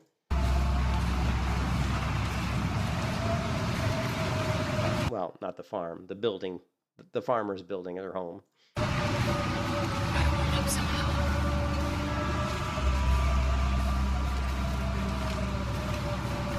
But notice how simplistic the graphics are. You can make a really good video game with very simple graphics. And this was, like I said, the team that made this game was a very small team. The graphics are incredibly simplistic. The art assets are just used over and over again. You can see these pieces of grass all look identical. Almost all the buildings, the wood planks for all the buildings pretty much look the same. They're just, you know, there's different lengths and things, but everything's just reused assets.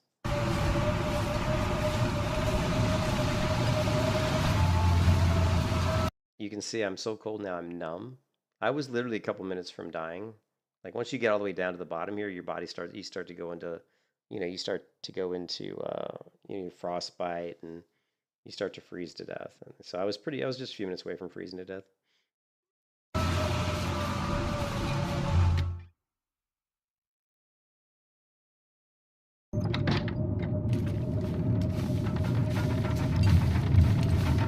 And the sound effects are so good. Just the sound of the wind howling, the building shaking from the wind. I've never played Wrath, the Oblivion, no.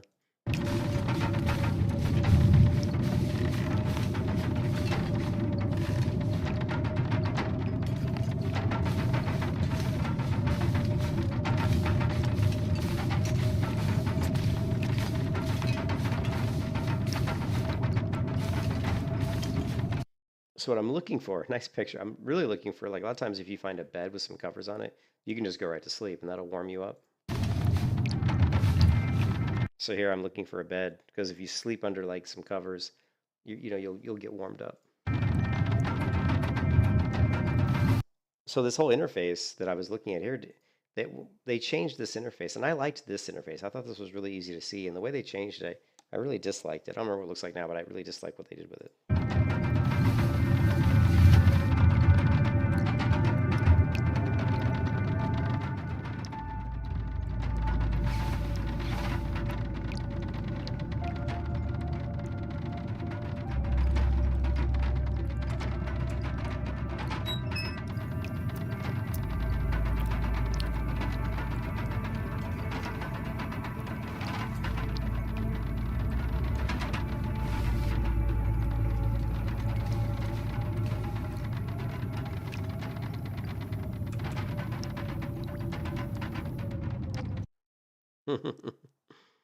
Really, really cool game.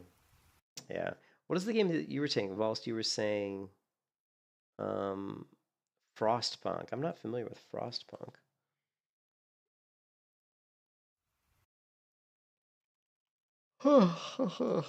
Frostpunk.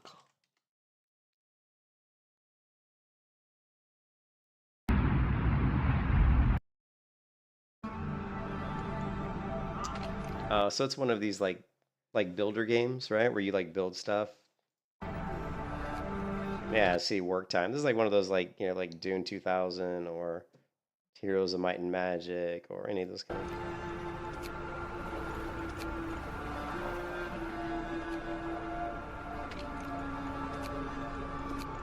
Basically, it's a building game, pretty much. Yeah.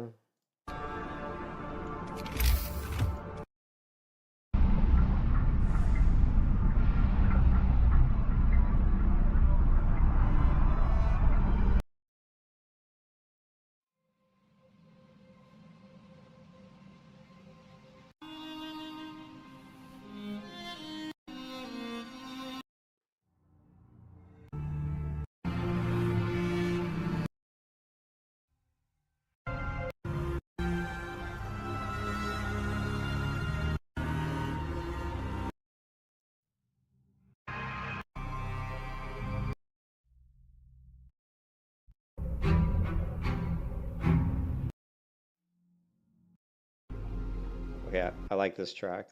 This one here I like.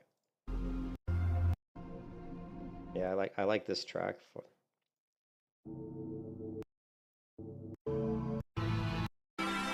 Most of the tracks are a little bit too loud.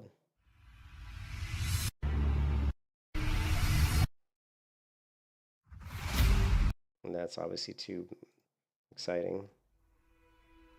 I like this one.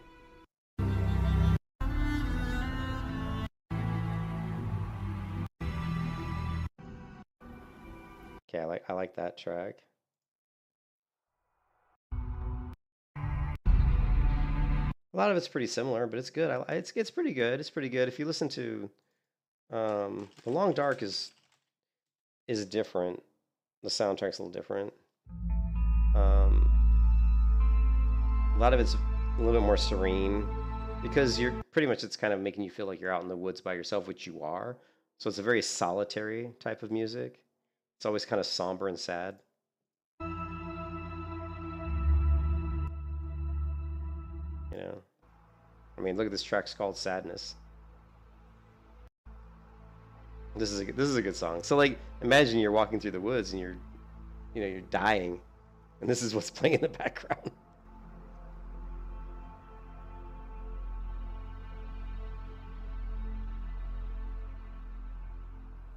Yeah, but the other soundtrack, the Frostpunk one, was a little bit more like animated, a little bit more lively, a little bit louder. Whereas the Long Dark, what I like about it is it's a little bit more, it's more serene. It's more, it like really plays into the fact that you are by yourself in a harsh environment. And that's what this music makes me think of. You know, you're just alone in the dark, you know.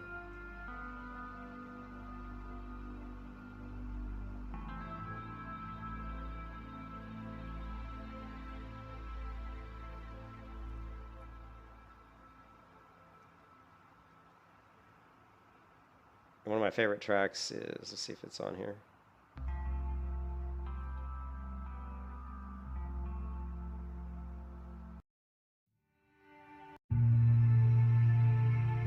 So I have the entire soundtrack, which is much bigger than this. So my computer wants to pull up the browser here. What the hell are you doing?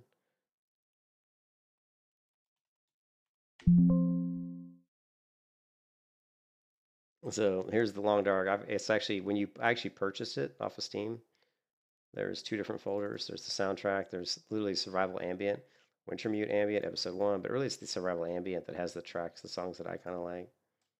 A lot of these are good. If you go into just open.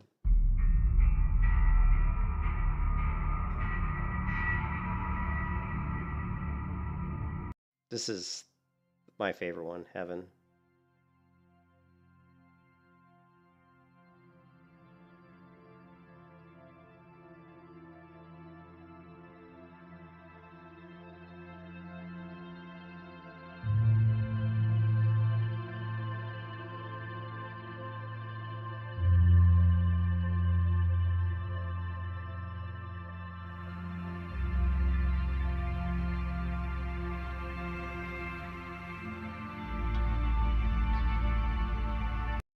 Hope. It's funny how they're named. You know, some of them are like sorrow, hope, you know, void, beginnings, danger, you know, despair, doubt. I mean, they really kind of flow into this kind of like you're in the middle of nowhere dying, you know. Despair.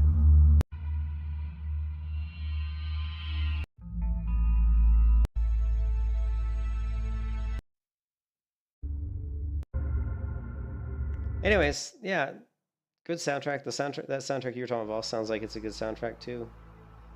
I mean, some of it was pretty good.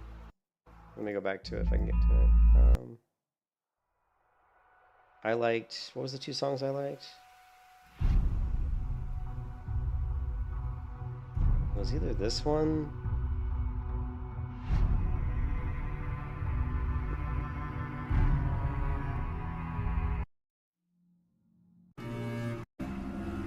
Wasn't that one. Wasn't that one. Yeah, that song was okay. What was the one that I really, there was one that I really liked.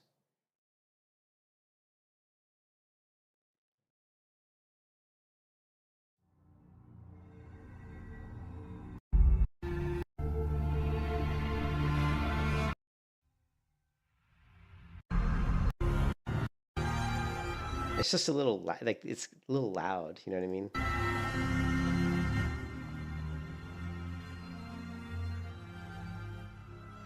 It's a little grating. The type of instruments you're using are a little grating.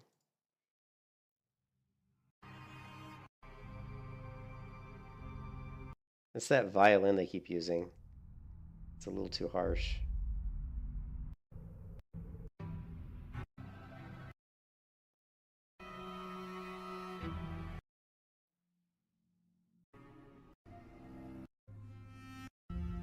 I really like the violin because they're using it a lot.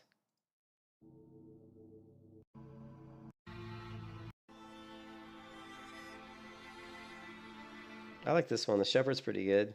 Shepherd's pretty good. Anyways, I gotta go.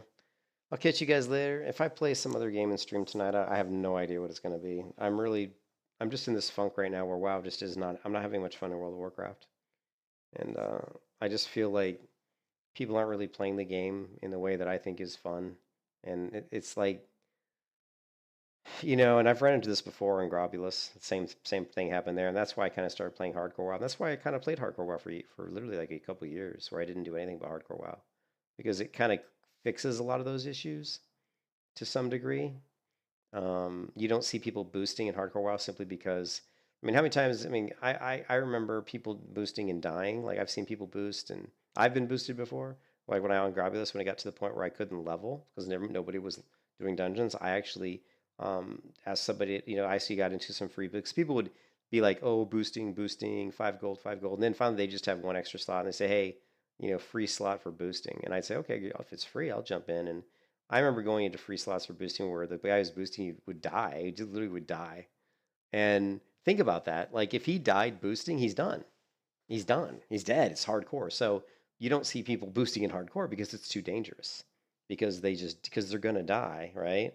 Because they push the limit when they boost. Because the faster they boost, the more people they can boost, the more money they make. So they're always pushing the envelope, trying to pull bigger and bigger pulls to clear as fast as they possibly can. So hardcore WoW fixes the boosting issue because people don't boost because they would die unless they got really good at it and just were taking it very carefully. But yeah, so hardcore fixes a lot of the issues that the regular game has that I don't care for. Still doesn't fix the gold buying. There's still tons and tons of gold buying, but the way you fix that, what I would like to see, if they did this in a hardcore, if they did this server, I would probably play WoW. If they did a self-found only server, like self-found hardcore only, where when you rolled on that server, you were automatically hardcore, you were automatically self-found. And that way the auction house would be completely unusable by anybody until they were level 60. Once you reach level 60, self-found, you can choose to remove self-found at level 60. So once you reach level 60, then you can go talk to an NPC, you remove self-found, then you can use the auction house. Then you can buy stuff from the auction house. But up until 60, you aren't using the auction house. So, so all the stuff in the auction house is going to be really high level stuff. So there's going to be no professions really. I mean, there would be professions, but you know what I mean? You just have to do it on your own. You can't buy mats. You have to go get the mats. So you wouldn't really be like an alchemist, engineer, because people do that in regular WoW because they go to the auction house, they buy the materials. You couldn't do that because the auction house wouldn't be available. So you would have to be like a blacksmith or a miner engineer or a skinner or leather worker. You know what I mean? You couldn't like double up on your crafting professions. You'd have to do it the only way you could do it, which is mean you've got to have the gathering profession paired with the actual crafting profession. Or unless you had an alt, but even if you had an alt, then that wouldn't work either because you couldn't mail. Now, if you did something where they said it's self-found, but you can mail, no, that wouldn't work. So I'm just saying, if they did that server, I would play on that. If Blizzard came out with a server that was self-found hardcore, automatic, opt-in, as soon as you create a character, you were automatically hardcore self-found. And those are the only characters that could be on that server until you reach 60, and then you could remove self-found, but you were still hardcore. You're still a hardcore character, though. You could never not be a hardcore character on that server. If they created that server, I would play on that server. And I think that server would be really fun because you wouldn't have, you still would have gold selling possibly because maybe the level 60 characters could buy gold, but really, why? It's like, why bother? You still would have gold selling on even that server because wherever there's a market, the gold sellers are going to go there because they can make money. But the gold selling wouldn't be anything that any of the pre-60 characters are going to use. So that what that means is that everybody that reached 60 did it legit. They did it legitly. You know, they didn't buy gear. They didn't have any kind of advantage. You know, they had to do the effort to level. So, anyways, I would play on that. I'll catch you guys later, man. Hope everybody's having a good Saturday evening. Peace out.